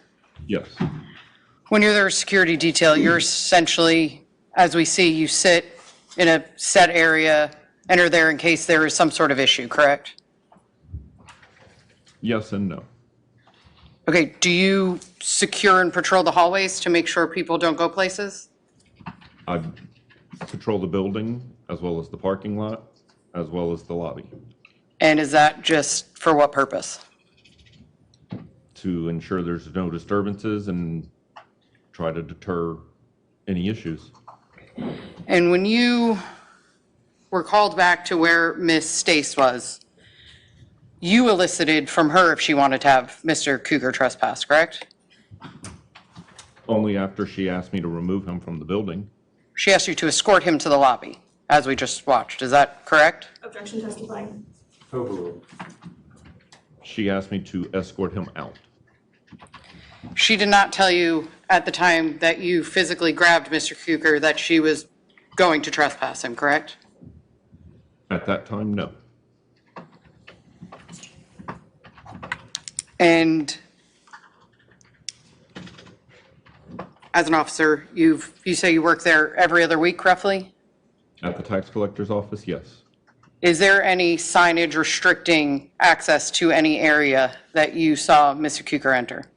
Objection relevance. Overruled. At the time of this video, no. At the time of this video, was there any sign saying you cannot use a recording device in this building? At the time of this video, no. And arguably, the state pointed out you were seated in the area where Mr. Cougar walked in and would have arguably walked right past you. Yes. And you didn't notice him walking in. At that time, no.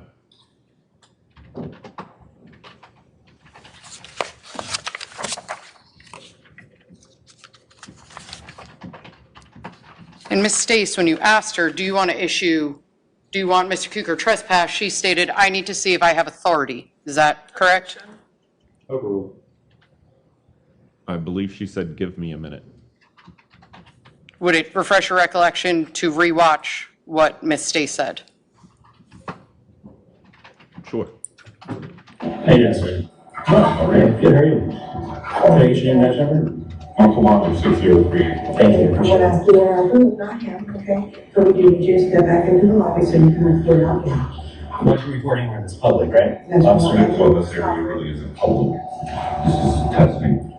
Well, no. Let's step up out here, please, sir. I will. Let's do that right now. No, sir, not in a minute. You were doing so Yes, sir. Gail, right? We need to have, yes, we need to have a conversation out there, not back here. So I'm gonna ask you to go out to the lobby and we'll talk out there. Well, I'm gonna finish getting my pictures and stuff, and then I'll head over there. I just want It's to. not back here. So you don't have any signage that says restricted area? I don't, but there's confidential information that's back here. Every public building has I confidential information. understand.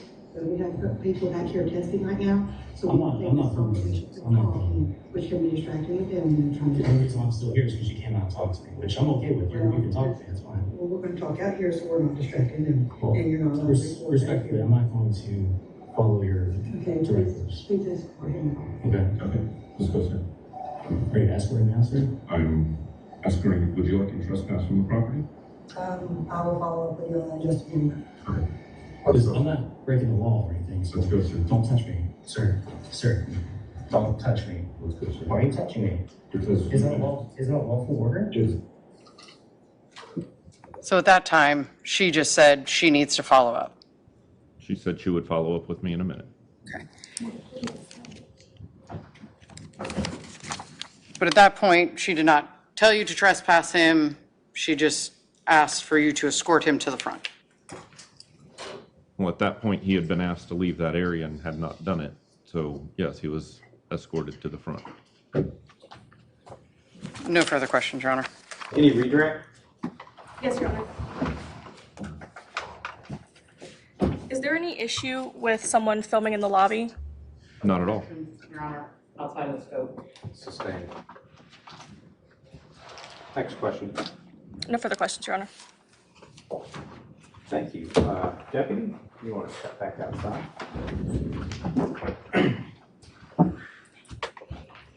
Been hour and a half or so it's probably good to take a quick stretch break real quick. So I'm going to give you guys a few minutes. We'll take a break. We'll call you right back in shortly. All right, State, call your next witness. State calls Sergeant Wood. What's the name? Sergeant Wood. Do you solemnly swear or affirm that the testimony you give in this case will be the truth, the whole truth, and nothing but the truth? I do. Please follow me this way. Be careful with that step right there and follow the instructions of the judge. Sorry, that's you, please. Yes, Your Honor. And are you ready to go? Yes, sir. You may inquire. Would you state and spell your name for the record? My legal name is Debra, Debra, Maria, Maria, Wood, Wood. And what is your occupation? I am a sergeant with the Polk County Sheriff's Office. And how long have you worked at the Sheriff's Office? I've worked for them for 14 years and 3 months. And how long have you been a sergeant? About a year and 3 months. Is there any training that differentiates yourself from a deputy? Yeah, we go through a 6-week following a lieutenant and his shadows and seeing what they do. Pretty much go call to call, house calls and things. We do an 80-hour line supervision course that we have to complete. And then we do a yearly, it's like a leadership training class that we do. So we're basically training every day that we're on the job, really. Did you have occasion to come into contact with the defendant in this matter? Yes. And what was that occasion? I was called in reference to a subject that refused to leave the tax collector's office in Haines City. And is that in Polk County? Yes, ma'am. Your Honor, permission to publish State's Exhibit 2 previously admitted. You may. And for the record, we're going to play it from the 6-minute and 1-second mark.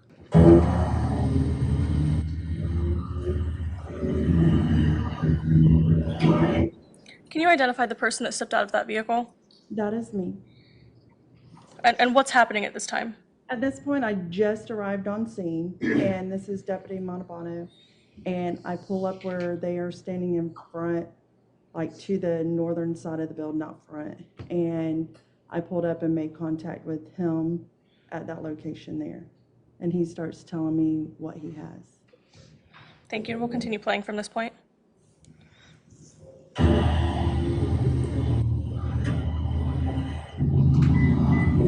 I apologize. We're actually going to skip to 10 minutes and 2 seconds.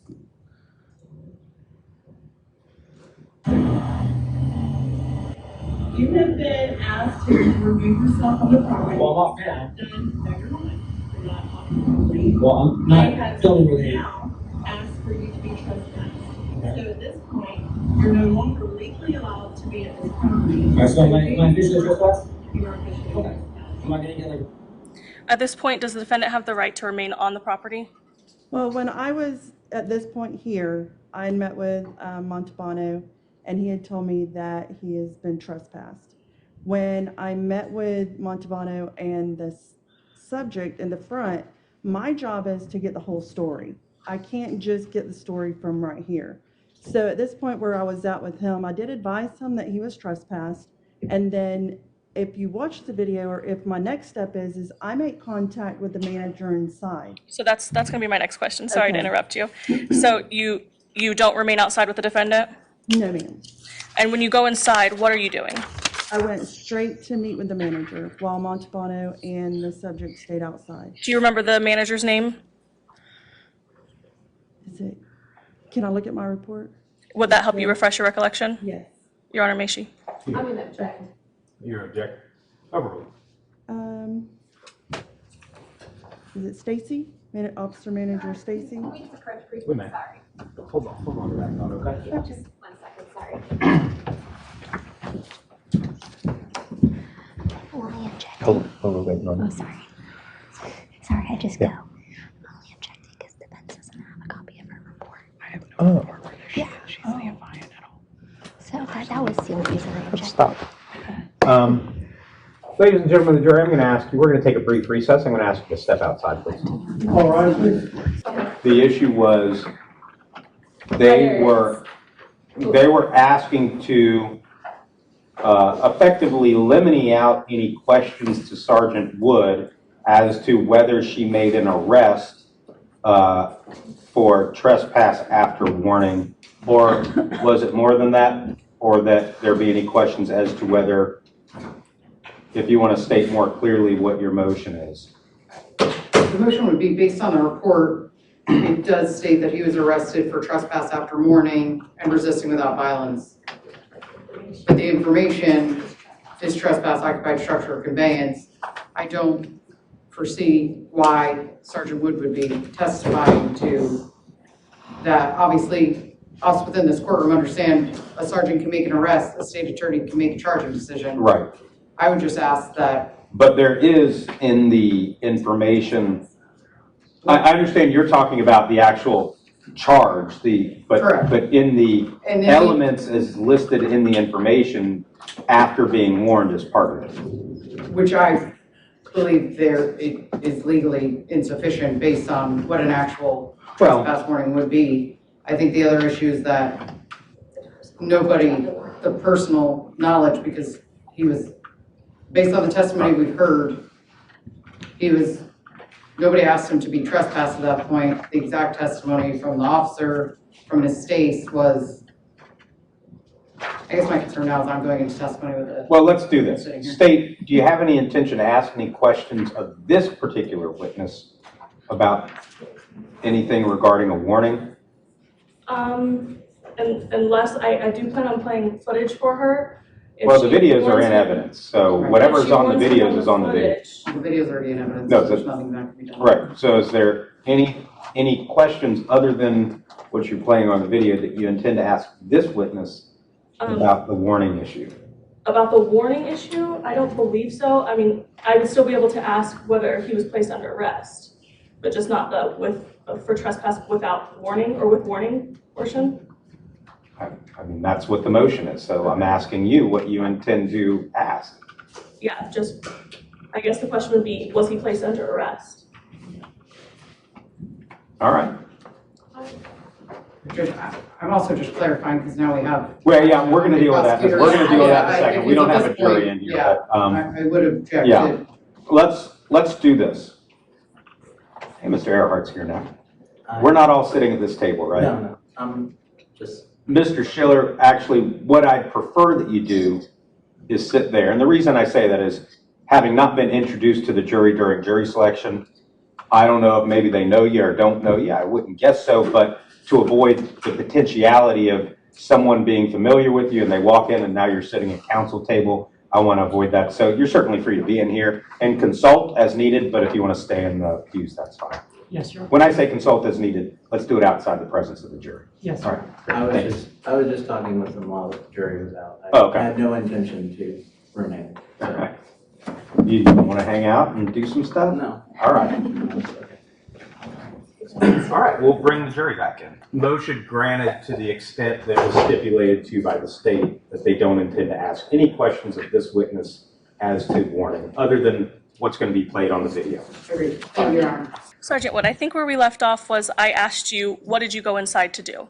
I went in to speak to the manager of the office. And what did you do that for?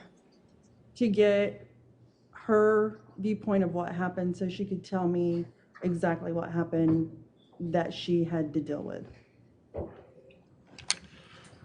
And what was the extent of that situation? When I went in, I asked for the office manager. She was in her office, took her a few minutes to come out, but I asked her if she could explain to me and show me exactly what was going on where the subject went that was not accessible to video and things like that. So she walked me through 2 double doors because there's an office, the waiting room that had multiple people there, the girls at the front desk. So she took me through these double doors. There's like a set of double doors on each side. So she actually walked me through the right side of the double doors. And when you walk in, there's a room that has computers lined up. Once you turn. Sustain, next question. Okay. And then, so you walked in, did you speak with anyone when you walked in to that back I just area? asked for the office manager. And you spoke with her? Yes. And after speaking with her, is there a decision that you came to? I got a visual of what was going on, what took place, because I was not there when all this went down. So it gave me a better viewpoint of what happened, what was going on, and based off of her story and not talking to her in front of Deputy Montalbano and getting the other subject side of the story, then I was able to put everything in and see what was going on. And what did you decide at that point? I decided that at the point he had all rights to be in the lobby videoing and things, but there was multiple people in the back doing personal things. Objection, legal conclusions.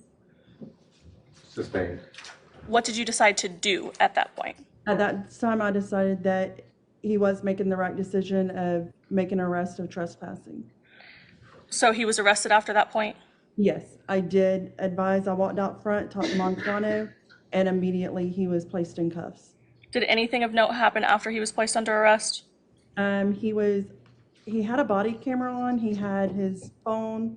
He had his all of his personal stuff on him. What we do is we take that off, and first we put him in cuffs. Then we take his stuff off of him. Overruled. You may continue. Okay, so we take his personal stuff off. Montalbano has a truck that has the bed liner on the top, so we set everything there, make sure that he has nothing on him before he actually goes into the truck, and we placed him in the back seat. I assisted. At that time, I did ask the arrestee if his vehicle, if someone could come get his vehicle, or if he had somewhere to take it or something like that, giving him the opportunity, because at the time he's under arrest, his property is still our responsibility. So I asked him if he wanted someone to come get it, or did he want it towed? And he said. Objection, narrative. Sustained. Did you have the vehicle towed? I did not, but Montalbano did. I left the scene after everything was put together. Thank you. No further questions. Any cross-examination? Yes, Your Honor. Good afternoon, Sergeant Wood. Thank you for being so patient. No worries. So you arrived post Montalbano's initial interaction, correct? Everything was already done and he was outside. To the point where you were told he was already trespassed. Yes. At that point, what was your, I guess, role of confirming that he'd already been trespassed? At the point when I got there, Deputy Montalbano told me he was being detained because Deputy Montalbano called me. He knew I was en route. He said he was already detained. My job was to go there, figure out what was going on, because the subject did not want to give any information for the arrest or detain or anything like that. So he kept giving the name John Doe. Every time I would even ask him what his name was to identify himself, it was John Doe. And he said that he even told me that he was not leaving unless threat of arrest. Sure. And just to kind of segue for a second, sorry, I try to keep my questions pretty back and forth. You said he was detained when you arrived. Yes. So when you're detained, you're not free to leave the premises? No, not at that point. A moment to confer. Nothing further, thank you. Any redirect? No, Your Honor. Thank you, sir. You can step Thank down. you, Your Honor. Does she need to remain? Momentarily, yes. You want to remain outside. Thank you. State, call your next witness. The state rests. All right. Ladies and gentlemen, the state's now rested their case. There's some things that we need to talk about outside of your presence, so we'll take another recess, do this hopefully as quickly as possible, and bring you right back. Thank you. All right, please. Yes, you have a motion. I have case law. Go ahead. May I approach? You may. All copies are highlighted both for the court and the state. Your Honor, since the jury is out, may Brian come back? Sure, Your Honor. I would object. He's not the attorney of record, hasn't been here throughout the case. Well, he's a representative of the state attorney's office. They can assign whatever assistance they'd like to it. My concerns about him being in front of the jury, I think are the only concern that I have, but certainly he can involve himself in the case otherwise. Understood, Judge. Your Honor, at this time, in light of the state resting defensive move for a judgment of acquittal on both counts, I'm going to go through, the case law is in order, so I'll go through in order to make life easiest for everybody. First case we have is KH versus State of Florida. It's 265 Southern 3rd 684. This is the second DCA case. Factually, this case, law enforcement was called out to a gas station. They were told 2 Hispanic females were panhandling and trespassing at the gas station. Law enforcement shows up, sees 2 females, no panhandling. The females try to walk away from law enforcement. Eventually one runs, results in arrest for trespass and resisting.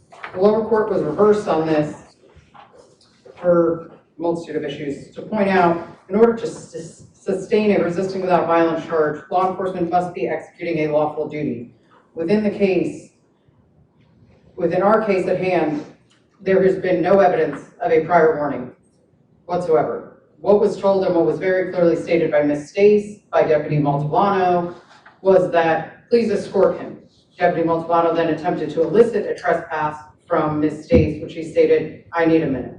At that point, he was not trespassed. However, at that point, Deputy Montalbano physically put his hands on Mr. Kuker unlawfully, the defense submits.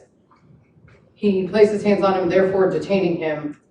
If the court does need case laws regarding if they are detained, obviously if a reasonable person is not free to leave, I don't think any reasonable person, when a deputy has their hands on you, believes they are free to leave, nor do I think that there's a real argument that he was free to leave.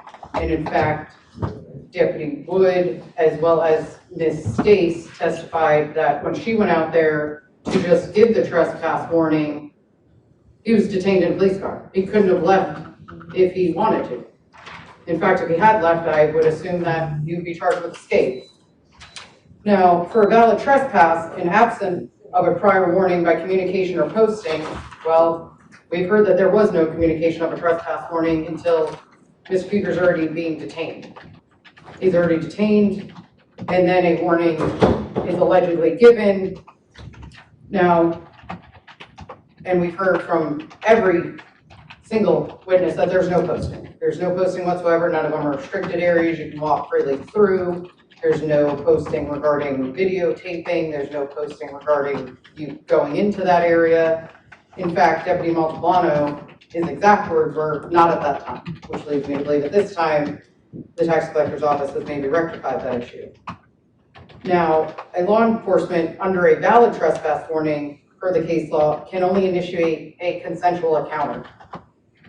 Putting your hands on an individual is detaining them. That is not a consensual encounter by any case law. And that is if he has been authorized by the property owner, but he very clearly, per the statute, may not detain or arrest for trespass without a prior warning. So within our case, again, no evidence of a prior warning, no posting. Leo in our case was not asked to trespass. That's clear. It's on video. It's been testified to. She said she did not know. Mr. Kuker was then immediately unlawfully detained when Mr. Montalbano, Deputy Montalbano, placed his hands on him. Going to the next case, which is Palmer versus State of Florida. It is 112 Southern 2nd, 606. Again, this one is dealing with a VOP hearing, slightly different, obviously, level of proof necessary there. However, it was based on a new law offense. In this situation, a defendant was observed standing between 2 buildings that had no trespassing signs posted. Law enforcement ordered the defendant to stop. He fled in that case. Again, this case does go into the fact, and this is a 4th DCA case, goes into that a trespass for 810.013 Florida statute by willfully entering or remaining in any structure or conveyance without permission or by refusing to depart after permission has been revoked. Ms. Stace stated that when she went outside to state his permission was revoked, he was already detained. due to the unlawful detention that occurred within the building. Within the building, being asked to escort is not contemplated by the trespass statute. The trespass statute is clear. It does need to be a trespass warning. That was not given. There's no testimony as to that. There's no evidence as to that. Again, law enforcement under the trespass statute may issue a warning, but do not have legal authority to conduct an investigatory stop, to arrest for trespass unless the owner or agent has first warned the potential trespasser. She stated very clearly, do you want to have him trespass at this time? She stated no, not yet. By the time she stated she wanted him trespass and he was free to leave, he was already unlawfully detained. He couldn't have left had he wanted to comply with the trespass warning. Now, again, it's the same thing. We have no evidence of a prior warning. There's no postings. Law enforcement in this case was never asked to trespass. In fact, she stated, give me a minute. An unknown amount of time passes. Then she says yes. By that point, he's already unlawfully detained. Due to Mr. Cougar being detained by that initial putting of hands on him by Deputy Montalbano and then being placed in handcuffs, this is an unlawful detention. Therefore, anything following that, even if Mr. Cougar flailed his hands away, he is permitted under the law of this state to resist an unlawful arrest without violence. It is alleged that there was no violence here. Law enforcement has no reasonable suspicion, and the state has failed to prove that law enforcement was engaged in illegal execution of legal duty. Law enforcement testifying, I was doing legal duty, is a legal conclusion. It doesn't lay the predicate necessary to get past a prima facie showing for a judgment of acquittal. Moving to the next case, which is JMC versus State of Florida. This is another 4th DCA case. It's 962 Southern 2nd 960. This is a similar, again, the director of a public park called law enforcement to stop an altercation but did not want the people using the park to leave. Law enforcement arrived, child got out a bike to leave, yelled at law enforcement aggressively, clenched some fists. Officer says he was a little unnerved by this. Child again refused to give names for a trespass warning or sign a warning. Law enforcement arrested this child for disorderly conduct and resisting without. Again, it states, for resisting without, it must be shown that law enforcement was engaged in a lawful execution of a legal duty, and that action by the defendant constituted obstruction or resistance of the lawful duty. Here we have no lawful duty. He illegally detained Mr. Cougar the minute he placed his hands on him, then placed him in handcuffs and put him into a car prior to a trespass warning even being issued. A property owner, this case also states a property owner can elect to have law enforcement ask a defendant to leave the property.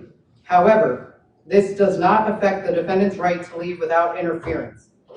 Leo agreeing to convey a trespass warning does not convert that to a legal duty.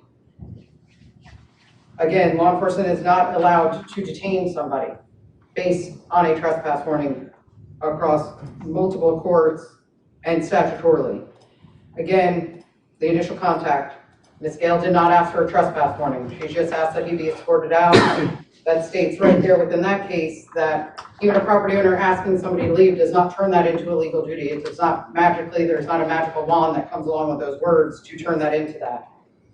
Further, again, any reasonable person in Mr. Cougar's position having law enforcement physically placing hands on him, restricting his movement, would not believe they were free to leave, and in fact, were detained. Moving to the next case, which is DT versus State, it's 87 Southern 3rd, 1235. Again, child is charged with resisting without and false name to law enforcement. Child was outside in a pizza place, no posted signs. Child gave a different name when asked by law enforcement.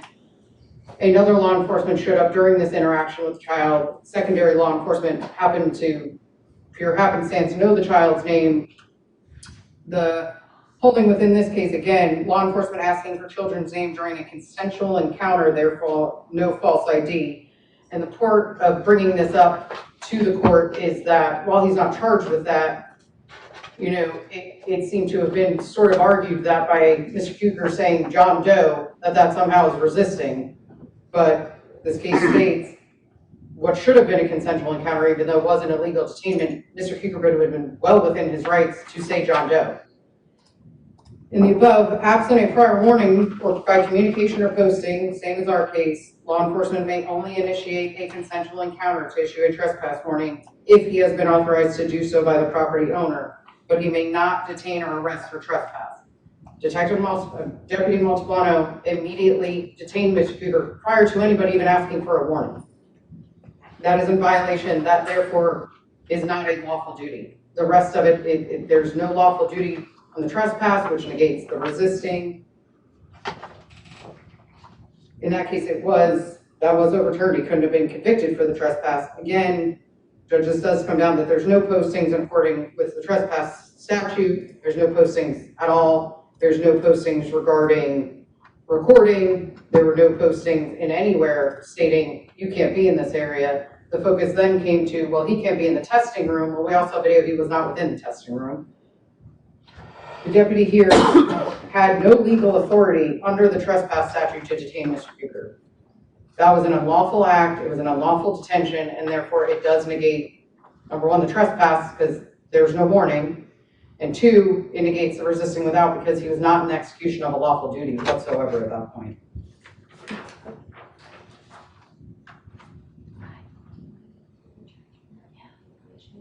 And Judge, you know, I think obviously that does go into the fact that this charging document claims that there was a warning. There's no testimony of that at all.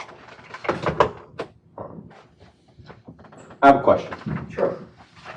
And where is this part addressed in the case law? So there is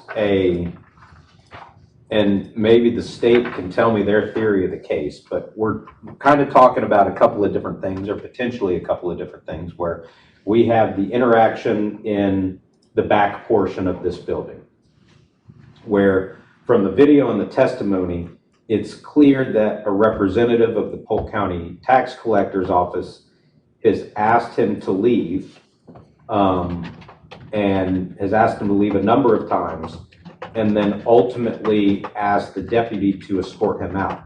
Now, the case law that you're providing me says that the officer does have some obligation to allow the individual to interfere or to leave without interference. That's the JMC versus state case. But what we have in front of us is he's effectively saying, no, I'm not going to leave. Well, so there's two questions here that I have in regard to your argument. Is there it would appear, viewing the evidence and the testimony and the light most favorable to the state, that what's occurring in that interaction in the back office is he's being told, you cannot be here, you must leave this area, right? Whether or not he's going to be trespassed from the entire facility, that's the way the court is construing this evidence at this point, that there's a discussion about whether he's going to be trespassed from this entire facility, and that's really what they're waiting on, okay? So the two questions are, does there have to be some magical word in regard to trespass, meaning is the representative's statement, I'm asking you to leave, I'm asking you to leave, I'm asking you to leave, and then the defendant saying effectively, I'm not leaving until I get my pictures. Is that not a warning and a trespass in and of itself? no. Why? Well, per the case law, it does state in JMC that a property owner can elect to have law enforcement just escort somebody off the property. And then it said, well, hold on. And then it says, and they have the right to leave without interference. But the problem is, in the circumstance we have, they're saying, but no, I'm not leaving. Well, what Mr. Cougar's exact words in that video are, I'm going to get my pictures first. Yes, and then she asked him to leave again, and he stated, I will leave if it is under the threat of arrest. At that point, Mr. Cougar cannot leave at all because there's a deputy standing in front of him. Arguably, if he walked through that deputy, we would be in circuit court. The deputy was effectively blocking his way, which, again, a showing of force, a deputy standing in front of you, blocking your one and only exit, would arguably be detained. I don't think any reasonable person thinks I can blow through this deputy and that's good to go. So it does say that he can leave without interference. There was interference already there. Now, by him stating, if I'm going to be threatened to be arrested, I will leave, at that point, the deputy has his hands on him. There was no way for Mr. Cougar to leave without interference. That deputy, I mean, it's a blocked area. deputies, no matter size-wise, guns stick out. You know, there was no way for him to. Well, you're skipping ahead a little bit, though. I'm talking about when he says, "Oh, I'll leave when I'm done," effectively. Right, she's asked again. Right, no, but he's saying, "I'll leave when I'm done." There is never the part where he says, "I'll leave," that's later when he's talking about under the threat of arrest. He's told you need to leave, and then he effectively says, "I'll leave when I'm done." I mean, I know that's not the exact verbiage, but that's the way the court's construing it. Understood, Judge. I think when you're saying it happens later, it's within 15 seconds of one another. It's a back and forth conversation. I don't think there's a delineation in time where it sets it into not one free-flowing event of what's going on. Yeah, but when there's a refusal to leave, how much time do you have to, I mean, where's the delineation on, well, there's a refusal, he refuses, but we just assume that it's not a real refusal and then we wait to see what happens? Judge, I don't know if there is a time frame. I am not aware of any case law that states this is the amount of time you have to be given to leave. However, I think to that response, he still couldn't leave. He was effectively detained by a showing of authority. You have a deputy in uniform with a gun belt blocking your only exit.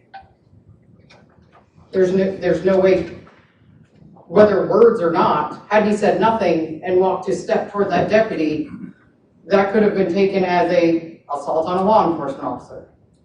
He had no way. Words otherwise. Well, and I think that's the issue. Again, I think if he said, "Sure, I'd love that," but if he's right, not, yeah, I mean, if he says, "Sure, I'll leave right now," presumably the deputy would move out of the way, right? I presume. I don't know that. We don't know. But I guess my question is, again, I'm confused when we talk about the trespass, where there's a differentiation, or is it's your argument that being told you need to leave, you need to leave, you need to leave is not a warning? Correct. Okay. Where's that in the case law that you provide? An officer needs to issue the warning. I think it's also evidenced by the fact that it is, Attorney Montalbano looks and says, "Do you want him trespass?" And she says, "Yeah, I don't know yet." That part's so clear. arguably, she doesn't even know if she wants to give that trespass warning. So what she states in fact is, "I just want him escorted," which is different under the law. Anything else? No. State? Your Honor, would you like me to address the prior argument first and then my JOA at large? Whichever way you want to do it. Okay, so just regarding what we were just speaking about, the statute does say a person authorized by the owner of the premises warned them, so it does not have to be a Leo that gives them the warning. We do have evidence through both the video and Mrs. Stace's testimony where she said you need to leave. And at the end, she said that she asked him to leave 6 times, or at least something to that effect. Your Honor, so taken in the light most favorable to the state, I think that the state has shown a prima facie case of each element of trespass of the structure and of resisting without violence. We do know that he was, of course, authorized to enter the building at first. Nobody stopped him from walking in. Nobody stopped him from walking around the lobby and recording. Ms. Stace is the person that is authorized to ask him to leave or warn him to leave, and she did so. I would object to that. There was no testimony of that at all. Just facts outside of evidence. Noted. All right, you can continue your argument. I do believe that I even towards the end asked her how many times she warned him that he had to leave, and she said 6 times or something to that effect.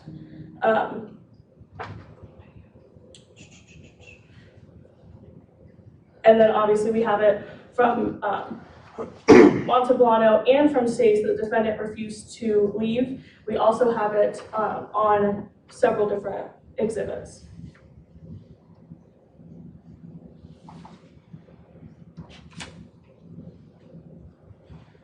Regarding the resisting officer without violence, so it says resisted, obstructed, or opposed.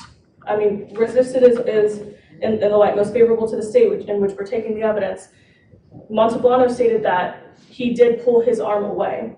As far as obstructed, he gave an incorrect name. They were trying to investigate Montalbano, so they were trying to investigate in order to fill out the trespass paperwork, and he gave an incorrect name and refused to give his address as well. Furthermore, Officer Montalbano stated that he was there that day to provide security. He said what his job was, and this is within the scope of that job. Furthermore, regarding the argument of him being in the way of the defendant, that was when he was first approaching, seeing what was going on, asking what was happening. When Ms. Stace asked him or warned him many times to leave, he, I believe, through the exhibits and through Montalbano's testimony, he stated that he offered to walk him out. So he was not detaining him back there by being in the way of him physically. So he was in the lawful execution of his legal duty. Furthermore, he was responding to, and he said this on the stand, that he was responding to someone who told him that there was a person in the back that was filming, and that's why he walked back there. And he said that that was part of his duty while he was working that Signal 15 or working that overtime detail. And then, yeah, and I did ask Officer Montalbano if he was wearing his uniform at the time. It was readily apparent to anyone looking at him that he was an officer at the time of the incident.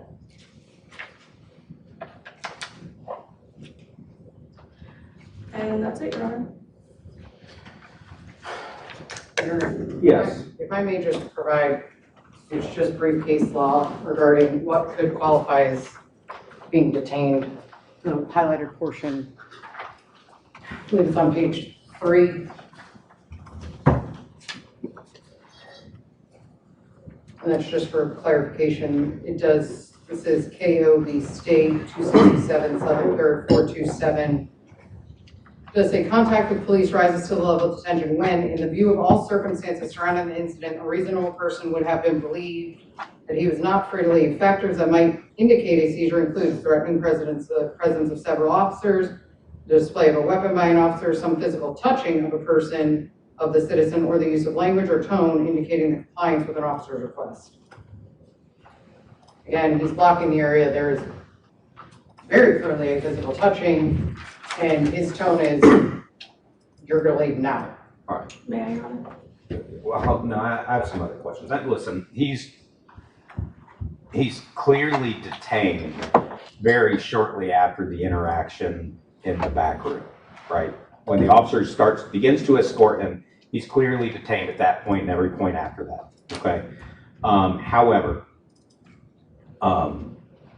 and I agree that whether he's being trespassed from the facility as a whole and they're asking the officers to give him a trespass warning, that's still in flux. So I agree with your case law and your argument in regards to all that. What I'm missing, and I don't know from your argument whether the defense believes I'm reading this correctly or not, when I'm looking back at the statute, 810.08,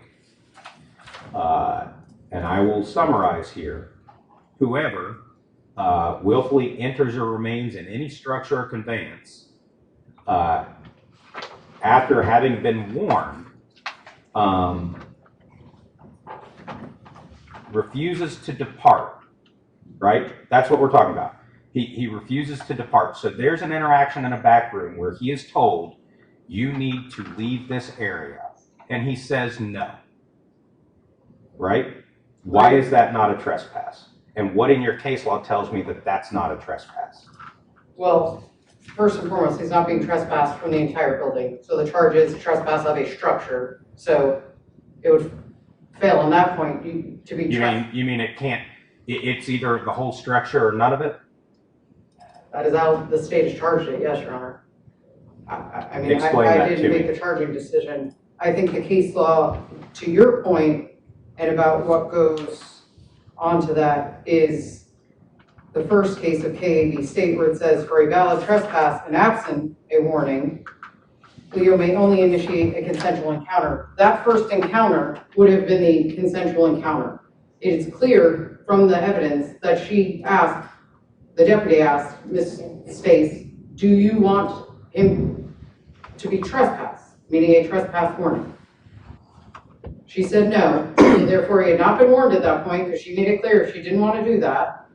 Well, At that she time. was clear that she wanted him to leave that area. Correct, but she did not ask for a trespass warning. She even stated that. She just wanted him in a different room. So I think that's where it fails there. And again, that still has to be a consensual encounter. That was not a consensual encounter by any definition. And that is the argument here, is that. A consensual encounter by who? Law enforcement? Correct. To issue a trespass warning, they are permitted to do a consensual encounter. Yeah, from a trespass warning from the police officer. Correct. But what if a trespass has already occurred? Meaning she said, you leave, and he said no. She just asked that he be escorted, which the case law states No, well, hold on. She did ask that ultimately. to a different room. She did ask that after saying, you need to leave this area, you need to leave this area, you need to leave this area. And then about 20 minutes later, she then asks officially for a trespass warning, which I think even further shows it wasn't given at that time, because why would. Well, that has to do with him coming back at a later date. What's that have to do with what occurred on the date in question? They need to issue a proper trespass warning. That's why there's forms. That's why the detective, Deputy Montalbano, stated, I need his name because I have to issue a Where form. in the statute is that required? That's what I'm telling you. I'm having a hard time understanding. Where in the statute is that required? Or where in the case law is that required? Judge, the issue, I think, comes to the fact of there was no trespass asked for at that time. And I think it's clear that no trespass was asked for that time, because they waited around for 15 to 20 minutes for them to her, which was Sergeant Wood and Deputy Montalbano said, at that point, she came outside and stated, I now want him trespassed. So at that initial interaction, that was not a trespass per everybody's testimony, because it occurred after the fact. Ms. Stace then further testified he was free to leave the property, which we all know he was not. And that is where I believe it's clear from the evidence that that initial encounter was not a trespass, because you don't double it. The trespass happened when the officer said, Ms. Stace came outside and confirmed to Deputy Montalbano and Sergeant Wood that I now want a trespass. So I think the testimony itself negates the fact that it could not have occurred earlier if it's then occurring later. Is there anything in your case law that answers the question that I'm asking? And this is where I understand everything that you're saying. I don't believe those two things have to be one and the same. A trespass can occur, and then there can also be a trespass warning issued later, meaning not only did you just trespass, don't ever come back, right? Those can be two different things. So here's my question. I'm looking at the statute. After being asked to depart, refuses to do so, right? After being asked to depart, refuses to do so. Correct. He's asked to depart. He doesn't. I'm not worried about whether she wanted him trespassed, the interaction that happened outside. I'm not concerned with any of that right now. I think the case law that you give me is all on point and relevant to, hey, you need to leave. We're going to trespass you now. And he leaves. But that's not what happens here. What happens is he's somewhere, someone says leave, and he says no. Where in your case law is that not a crime? For a trespass to be valid without posting, there needs to be a warning. Where does it say that? The warning is leave, leave, leave, right? Well, Isn't that a warning? Hey, you need to get out. And you say no. Yeah. So there's no crime, to the best of my knowledge, of trespass from this room.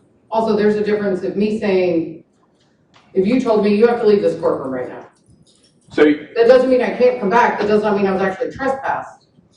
No, but if I say leave this courtroom and you say no, I mean, if I'm not the owner of this courtroom, right? I do have authority right now, actually, to ask you to leave. So I have authority to ask you to leave this courtroom. and you say no. I'm not telling you have to leave the courthouse. I'm telling you have to leave this courtroom, right? And you say no. And when you say no, why are you not trespassing at that point? Because you haven't been trespassed from the entire building? Right. For trespass, you have to leave the property. Per statute. You Show cannot me come on the that. property. Show me that. That's what I want you to show I me. think the other issue, Judge, and where my point is, the arrest, which is the legality that I'm arguing right now, was trespass after warning. So that was what he was arrested on. Okay. Meaning that when they made the arrest, that arrest for that charge would have not been valid. Therefore. But that's okay. So that's not what we're here on now. And I understand, I think the issue being that at the time when this happened, and that there was no formal trespass. So if no formal trespass warning. Correct. I mean, arguably she asked for a trespass warning after the fact. Right. So I think there's nothing that states, other than the one case, which I believe is in the DT versus SOF, in absence of a prior warning by communication or posting, a law enforcement may initiate a consensual encounter to issue a trespass warning if he has been authorized to do so by the property owner, but he may not detain or arrest for trespass. That also goes along with JMC, which says a property owner can elect to have law enforcement to ask a defendant to leave the property. However, that does not affect the defendant's right to leave without interference. So I believe that case goes to the point that by a person being able to say, hey, I just want him to leave, is looked at differently by these courts than a trespass warning. There's a delineation there. Because a court stating, a property owner can just say, hey, you can ask him to be removed, and it's not the same as a trespass warning. Right, but in your scenario, if an officer says, hey, you need to leave, and they refuse to leave, well, they haven't been issued an official trespass warning yet. That means nothing happens? I think a law enforcement officer is different than an individual. If a law enforcement Not according officer, to the statute. Well, if a law enforcement officer in their legal capacity, which he was not acting as a deputy at that time, his testimony was acting as off-duty security. A law enforcement officer, if they're giving, I mean, obviously we would need more facts on this hypothetical. If it was a lawful command at that time, you would have to leave. Law enforcement can tell people to leave for a multitude of reasons that don't amount to a trespass warning, whether it be for officer safety, scene securing. I mean, I'm sure they're allowed to do it under additional circumstances if there's a state of emergency for safety reasons. They can tell people to move for traffic reasons. There's a much larger window that gets opened there. I think what it comes down to is that her telling Mr. Cougar to leave within a 15-second period, him saying, well, I want to finish getting my video, and she says, well, I just need you to walk into this other room. He says, well, I'll leave if I'm under the threat of arrest. At that point, he's willing to leave. He cannot leave because at that point, the deputy has laid hands on him unlawfully. There's no basis at that point for that deputy to put his hands on Mr. Cougar. It's an unlawful detention. There's no allegations in this case at all that he was disturbing the peace. There's nothing that we saw that amounts to a riot or an affray. There's nothing. He was unlawfully detained at that point, and there's no basis to that. And arguably, the crux comes down to, if that's an unlawful detention, the resisting without violence fails on its face. What's the resisting without violence? Well, if there's no lawful detention, Well, which part is the resisting without violence? The original pulling away or the failing to provide information later? I mean, either way, he was already unlawfully detained at that point. So it would be negated either way because there's no lawful duty. There's no lawful execution of a legal duty. Sorry. All right.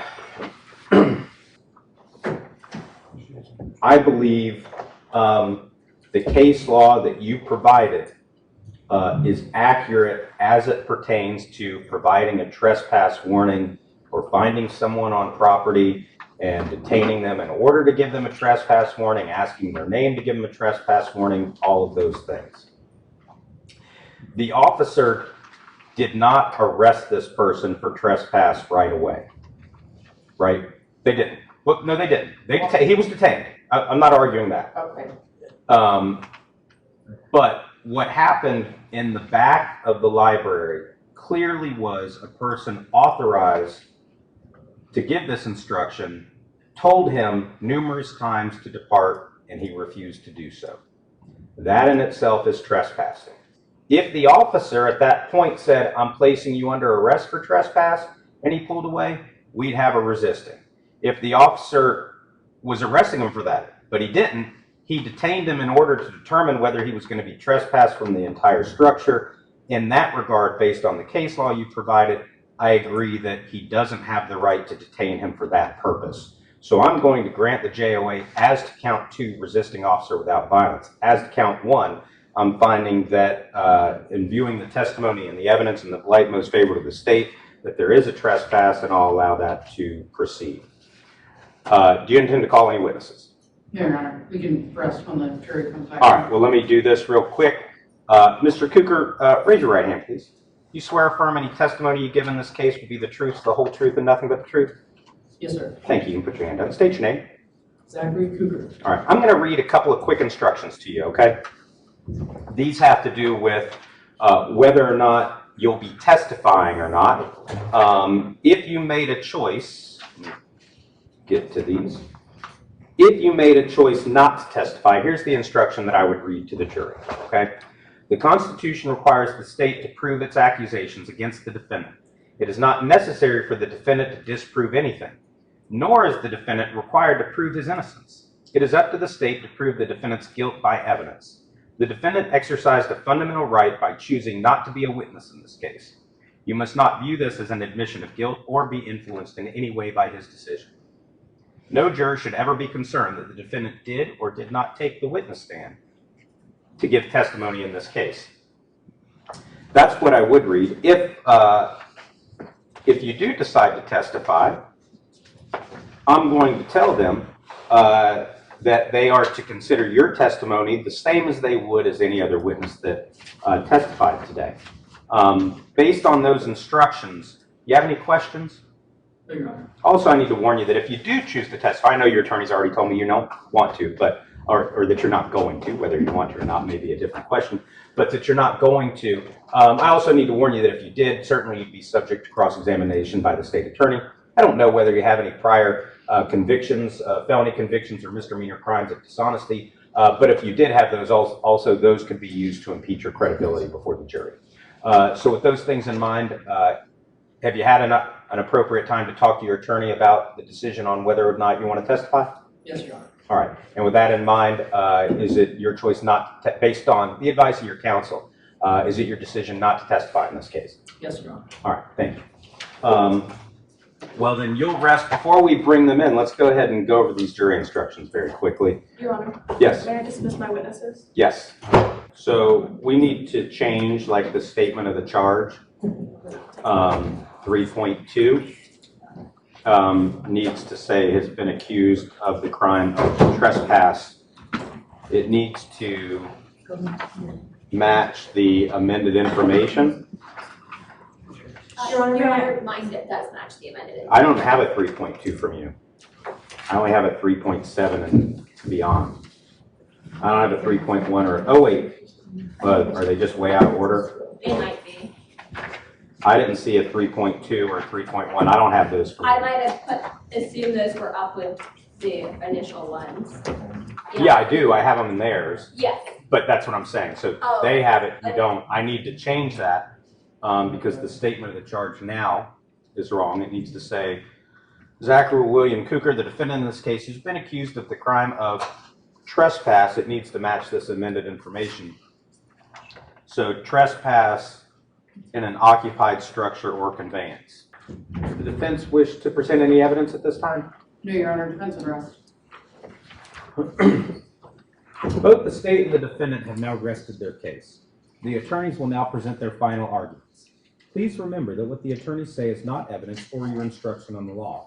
However, do listen closely to their arguments. They are intended to aid you in understanding the case. Each side will have equal time, but the state is entitled to divide this time between an opening argument and a rebuttal argument after the defense has given its closing argument. State, would you like to make a closing argument at this point? Yes, Your Honor. Go ahead.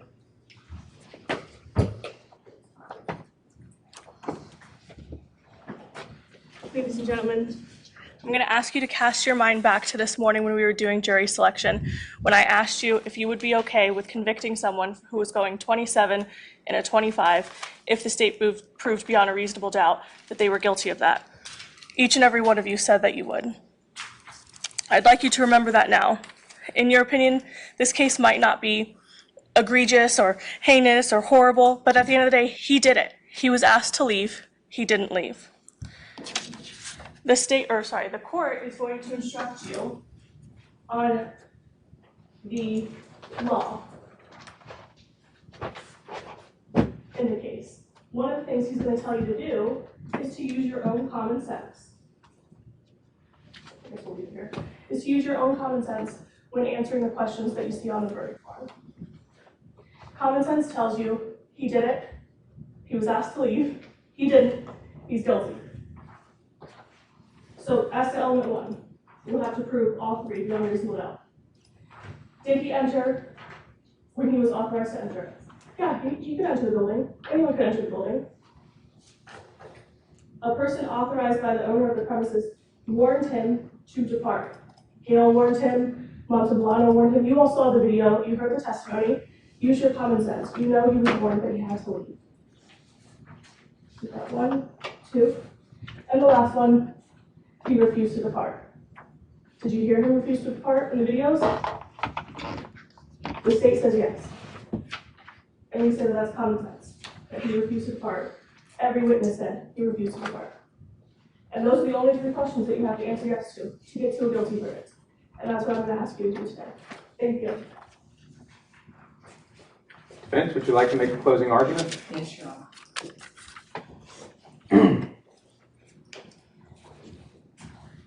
Good afternoon, ladies and gentlemen. So, as I told you in the beginning, there we are. As I told you in the beginning, this was going to be a story about how somebody didn't like what somebody else was doing because they were recording. It's exactly what you heard here today. You heard that there was not one sign anywhere in that building that said, can't record. In fact, you heard Deputy Montalbano said, not at the time.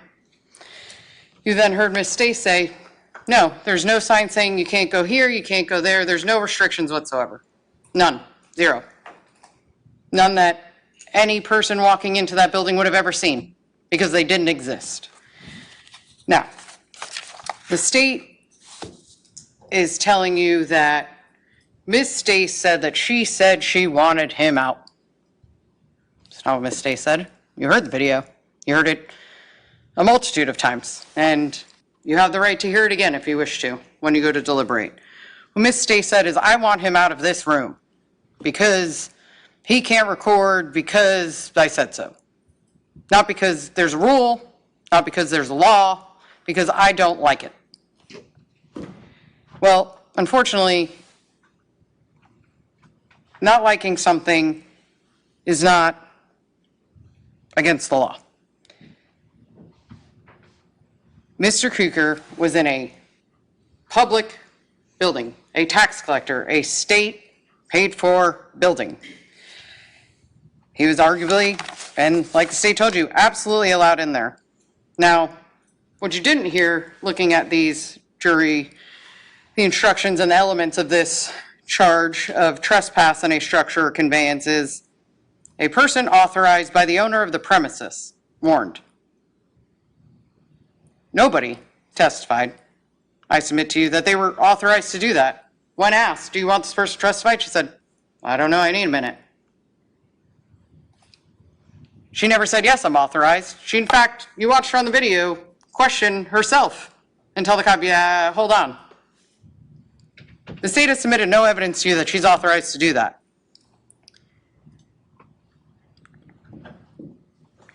Now, going through the testimony,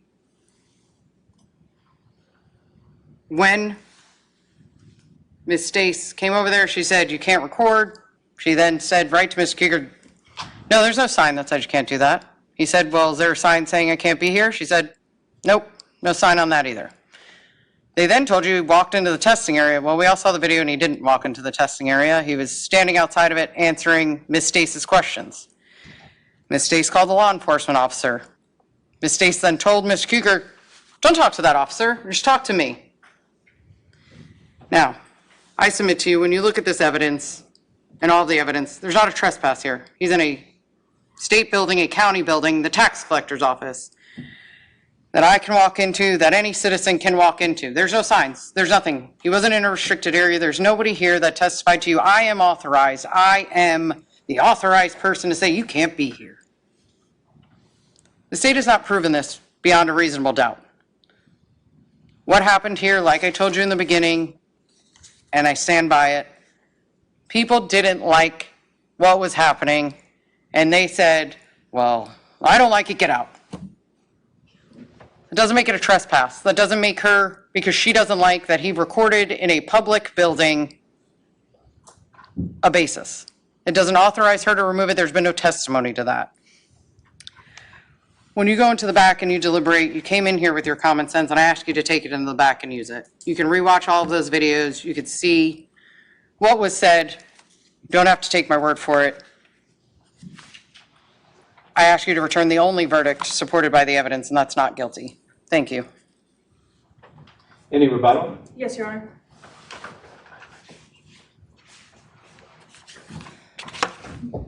First, I'd like to mention, she mentioned that there was no sign posted that he could not video record.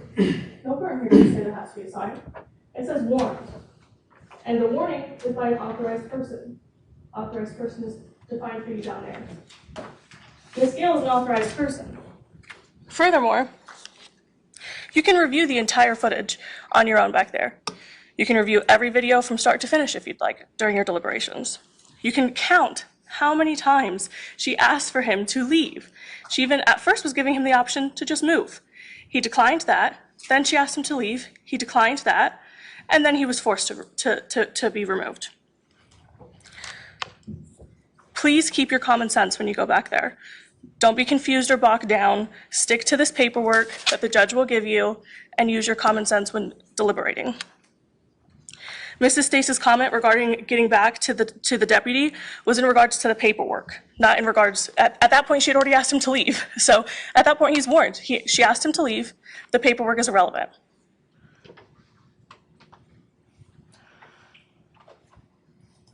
And there's no magic words. Again, look at the paperwork. You'll all have a copy of it when you go back.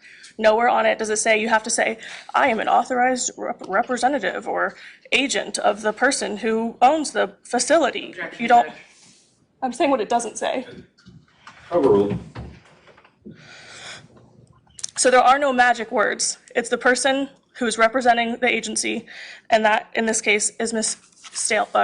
Gail Stace. She's the manager. She asked him to leave. Thank you.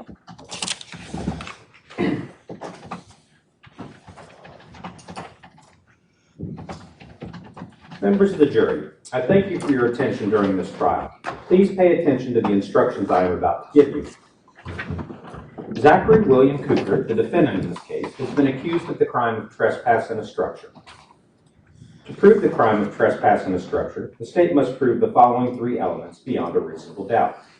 Zachary William Cooper had been authorized to enter in a structure. A person authorized by the owner of the premises warned Zachary William Cooper to depart. Zachary William Cooper refused to depart. Authority to enter or remain in a structure need not be given in express words. It may be implied from the circumstances. It is lawful to enter or remain in a structure of another if, under all the circumstances, a reasonable person would believe that he had the permission of the owner, lawful occupant, or any other person authorized to give that permission. Person authorized means an owner or lessee or his or her agent, or any law enforcement officer whose department has received written authorization from the owner or lessee or his or her agent to communicate an order to depart the property in case of a threat to public safety or welfare. Structure means any building of any kind, either temporary or permanent, that has a roof over it and the enclosed space of ground and outbuildings immediately surrounding that structure. If you find the defendant guilty of trespass in a structure, you must then determine whether the state proved beyond a reasonable doubt that there was a human being in the structure at the time of the trespass. The defendant has entered a plea of not guilty. This means you must presume or believe the defendant is innocent.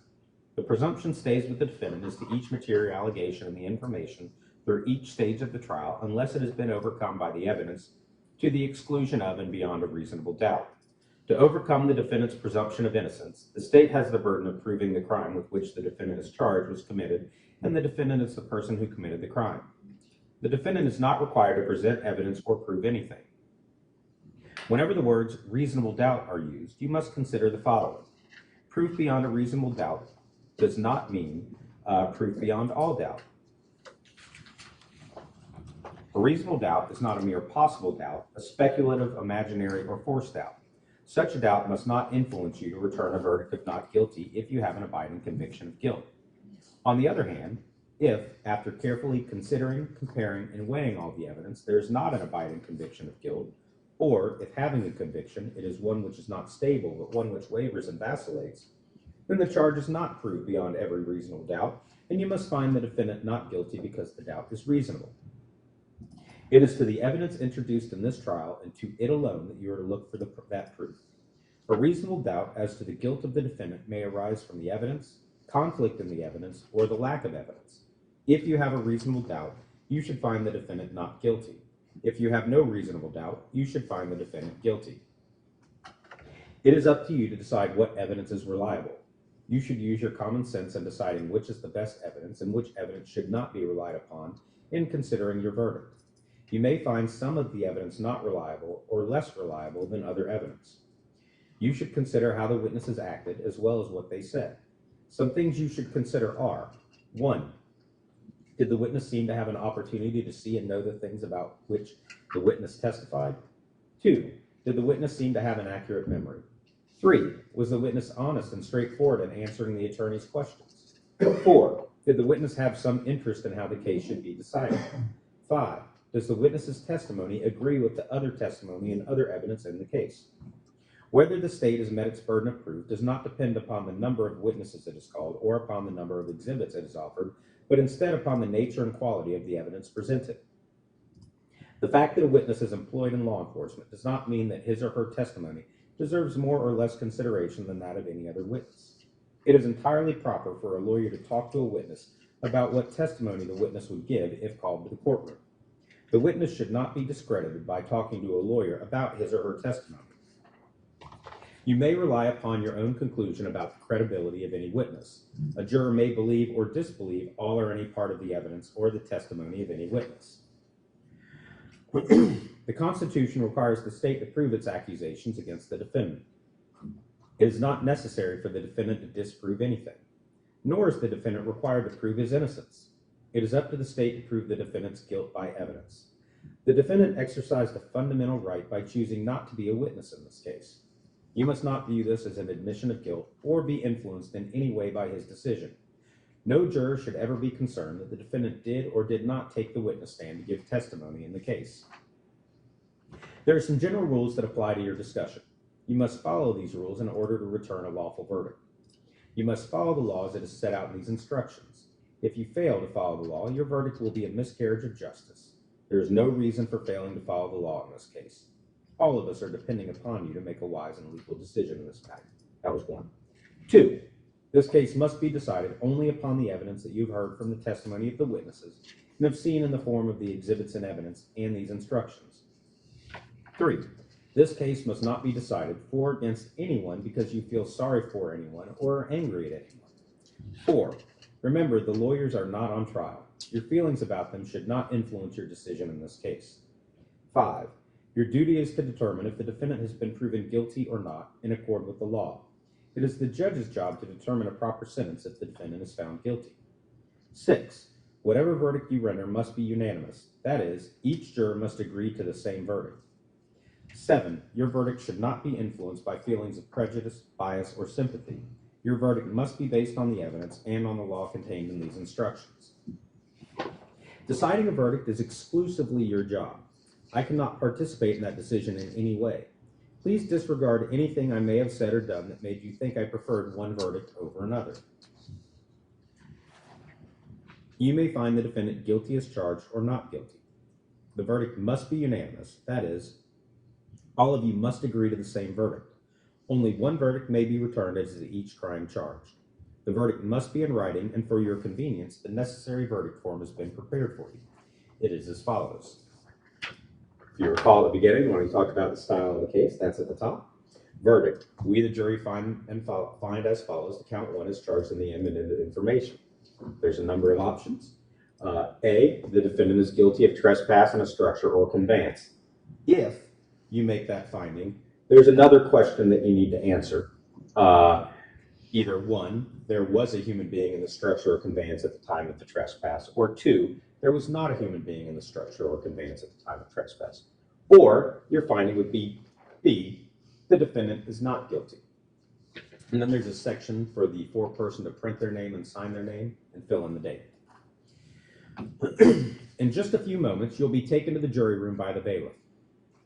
The first thing you should do is choose a foreperson who will preside over your deliberations. The foreperson should see to it that your discussions are carried on in an organized way and that everyone has a fair chance to be heard. It is also the foreperson's job to sign and date the verdict form when all of you have agreed on a verdict and to bring the verdict form back to the courtroom when you return.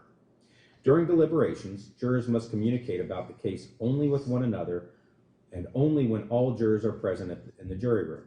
If a juror goes to the restroom, the deliberation should stop until the juror returns. You are not to communicate with any person outside the jury about this case. Until you have reached a verdict, you must not talk about this case in person or through the telephone, writing, or electronic communication, such as email or any other means. Do not contact anyone to assist you during your deliberations. These communications rules apply until I discharge you at the end of the case. If you become aware of any violation of these instructions, or any other instruction I have given in this case, you must tell me by giving a note to the bailiff. Many of you have cell phones, tablets, laptops, or other electronic devices here in the courtroom with you. The rules do not allow you to bring those phones or any of those types of electronic devices into the jury room. Kindly provide those to the bailiff on your way out, where he will guard them while you deliberate. If you need to communicate with me, send a note through the bailiff. If you have voted, do not disclose the actual vote in the note. If you have a question, I'll talk with the attorneys before I answer, so it may take some time. You may continue your deliberations while I wait for my answer. I will answer any questions, if I can, in writing or orally here in open court. During the trial, items were received into evidence as exhibits. You may examine whatever exhibits you think will help in your deliberations. These exhibits will be sent into the jury room with you when you begin to deliberate. In closing, let me remind you that it's important for you to follow the law spelled out in these instructions. There are no other laws that apply to this case.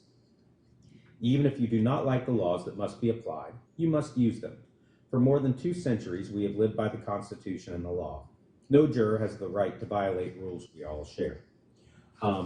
Just so you know, we're going to send those DVDs back with you with this machine.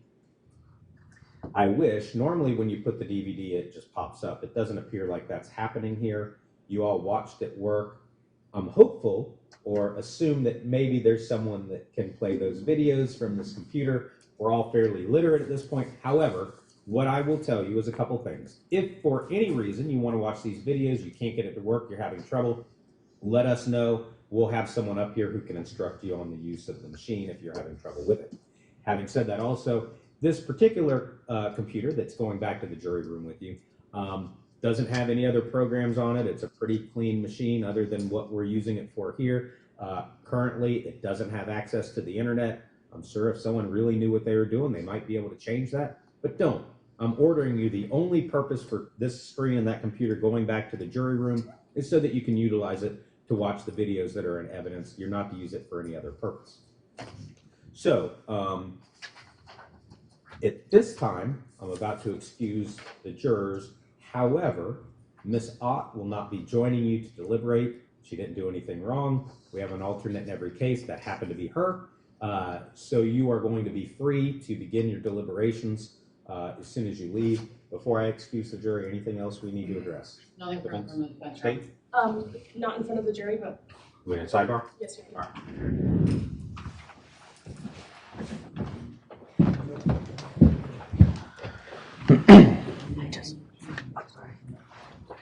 I just want to confirm, because this is the device that was in my office, and I know we threw away exhibits. I just want to confirm that the garbage can has been cleared. That's it. Oh, we'll do that before we, Okay. before we throw them out. We'll do it. I just probably have them use the restroom as they're exiting. No. I just don't want to cause disruption. All right. Ladies and gentlemen, you are excused to begin your deliberations. All rise, please. All right. I've been advised that we have a verdict. In the case between the state of Florida versus Zachary William Cooker, we, the jury, finds as follows. As to count one, as charged in the amended information, the defendant is guilty of trespass in a structure of conveyance. Just from here? Yes. Okay. There was a human being in the structure of conveyance at the time of trespass. Signed for person, Lane Wiltrout. So say we all, 16th of October, 2024. Mr. Wiltrout, was this your verdict? Yes. And Ms. McGovern, was this your verdict? Ms. Frutchie, was this your verdict? Yes. Mr. Shepard, was this your verdict? Ms. Williams, was this your verdict? Yes, Your Honor. And Ms. Oswald, was this your verdict? You all be seated, please. Ladies and gentlemen, I wish to thank you for your time and consideration of this case. I also wish to advise you of some very special privileges enjoyed by jurors. No juror can ever be required to talk about the discussions that occurred in the jury room except by court order. For many centuries, our society has relied upon juries for consideration of difficult cases. We have recognized for hundreds of years that a jury's deliberations, discussions, and votes should remain their private affair as long as they wish it. Therefore, the law gives you a unique privilege not to speak about the jury's work. Although you are at liberty to speak with anyone about your deliberations, you are also at liberty to refuse to speak to anyone. A request to discuss either your verdict or your deliberations may come from those who are simply curious, from those who might seek to find fault with you, from the media, from the attorneys, or elsewhere. It will be up to you to decide whether to preserve your privacy as a juror. Ladies and gentlemen, again, I know this takes time away from your jobs, your loved ones, whatever it is that you have going on. We really do appreciate it. This system does not operate without people showing up for their service. I thank you very much. Any prohibitions I put on you are now lifted. You're free to go on about your life, do whatever you like. It's my understanding that you won't get called for at least another year, so that's good. And once again, thank you very much for your service. You are excused. All rise, please. All right, Ms. Hedley, any reason we shouldn't proceed to sentencing at this time? Your Honor, the possible issues, I do see there is still another pending case. There it is. It'll be a trial. I don't know if court would.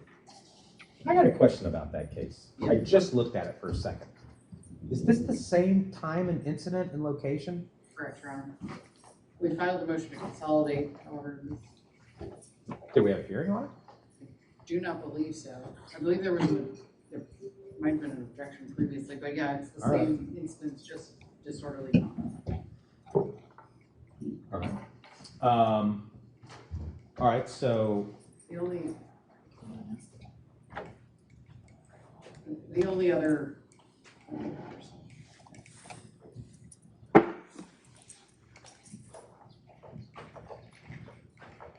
Judge, we proceed to sentencing. I would just ask him if Cooper does have split time and is responsible for his son who does have some special needs. So I just wanted to make sure I don't know, what the court is thinking as far as the sentence, but if there's no criminal history here. we'll hear from the state, and then you can make your argument. But are we ready to proceed at this time? Any reason we shouldn't proceed at this time? No, no. All right. If you guys want to approach the podiums, please.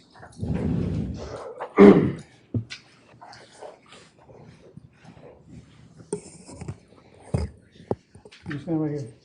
Next to you, buddy. State, you want to be heard as the sentencing? Yes, Your Honor. The state would be asking for a rather substantial sentence, in this case of 180 days in the Polk County Jail. And the reason for that is that this defendant has a long history of doing substantially similar acts all over the state of Florida, posting them on YouTube. And he's continued to do so as recently as today, 8 hours ago. I think it's time he learns a lesson and is punished for his actions. Thank you. When you say any other prior criminal history? I don't think he has any felony convictions as far as misdemeanors go. I'm showing that there might be some other, and you can correct me if I'm looking at it incorrectly. I think that there might be an ongoing case in Orange County. No convictions, though?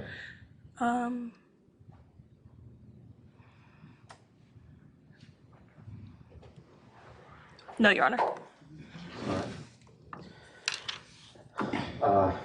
Ms. Hedley?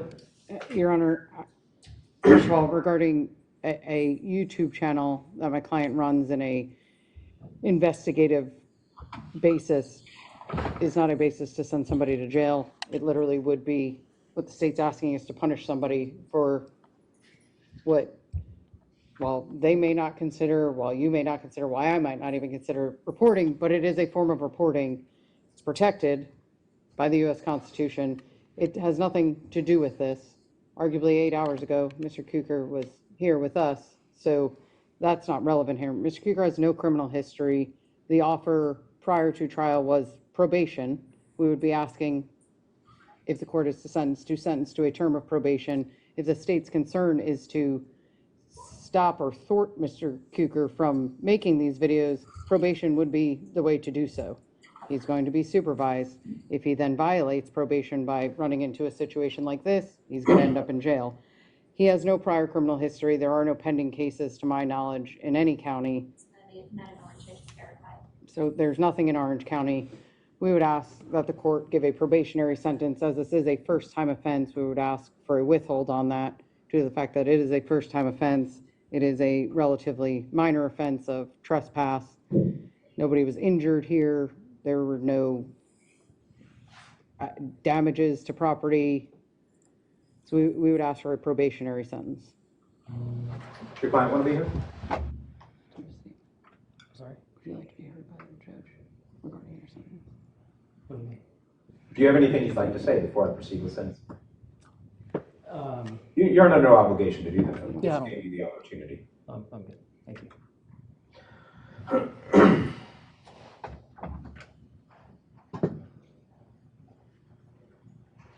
All right. Well, as to the state's argument, I don't know anything about this YouTube channel. I don't know what it is, what he does, what he's videoing, what he's not videoing. I don't know what he was videoing on this particular day, in all honesty. So I'm not really considering any of that. I mean, if there were prior offenses, that's fine. But if he's doing something that's not unlawful, I don't know how I can consider that as part of something that would be an aggravator to this particular sentence.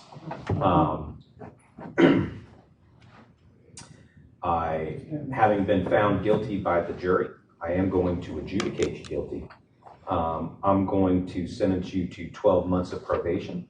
As a condition of that probation, you're not to possess or carry any firearms, guns, weapons, ammunition, or knives.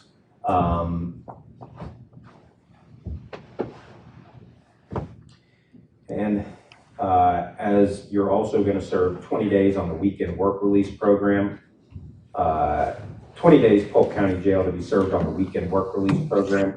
The first day for you to appear for that is going to be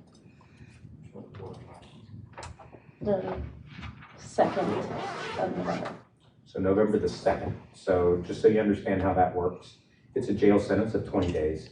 However, in lieu of going to jail and spending time in jail, you'll report to the Polk County Jail. And it's workable. It's generally every Saturday and Sunday. However, I have no objection to you serving it only on Saturdays, only on Sundays, or even during the week. There's some differences in those things. What you do need to understand is regardless of what you ultimately do, the first day for you to appear is always a Saturday. It has to be a Saturday. And that date is going to be? For the weekend work release? Yes. The 2nd. Oh, 2nd? Yes. November 2nd? November the 2nd. You can arrange with them then whether you're going to do it Saturday and Sunday, only Saturdays or only Sundays, or during the week. just so you know, they'll go over all the general procedures with it, but generally speaking, you show up at 7:30 a.m., you bring $20 a day, you bring back lunch. They're gonna most likely take you somewhere to pick up trash all day. You're gonna leave at 5 o'clock. If you're even 1 minute late, they just take you into jail. If you don't do the work, if you refuse to do something, it just converts to a straight jail sentence. They take you into jail for the remainder of the time, okay? By 4 o'clock tomorrow, you need to check in with your probation officer. That will be here in Bartow. We'll give you a map. There's a fine and court cost in the amount of $325.50. Is there an investigative cost affidavit in this case? No, Your Honor. There's no investigative cost. There is actually, can I see a cost sheet? Yes. I'm going to give you a breakdown of all these costs.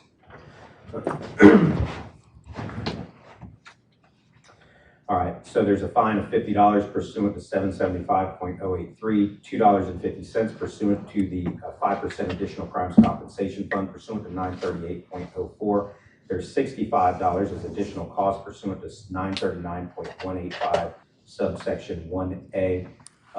There's $20 to the Crime Stoppers Fund pursuant to 938.06. There's $20 to the Crimes Prevention Fund pursuant to 775.083 subsection 2. There's $60 to the Criminal Justice Fund pursuant to 938.05 subsection 1. There's a $50 state attorney fee pursuant to 938.278. There's $3 to the teen court pursuant to 938.19.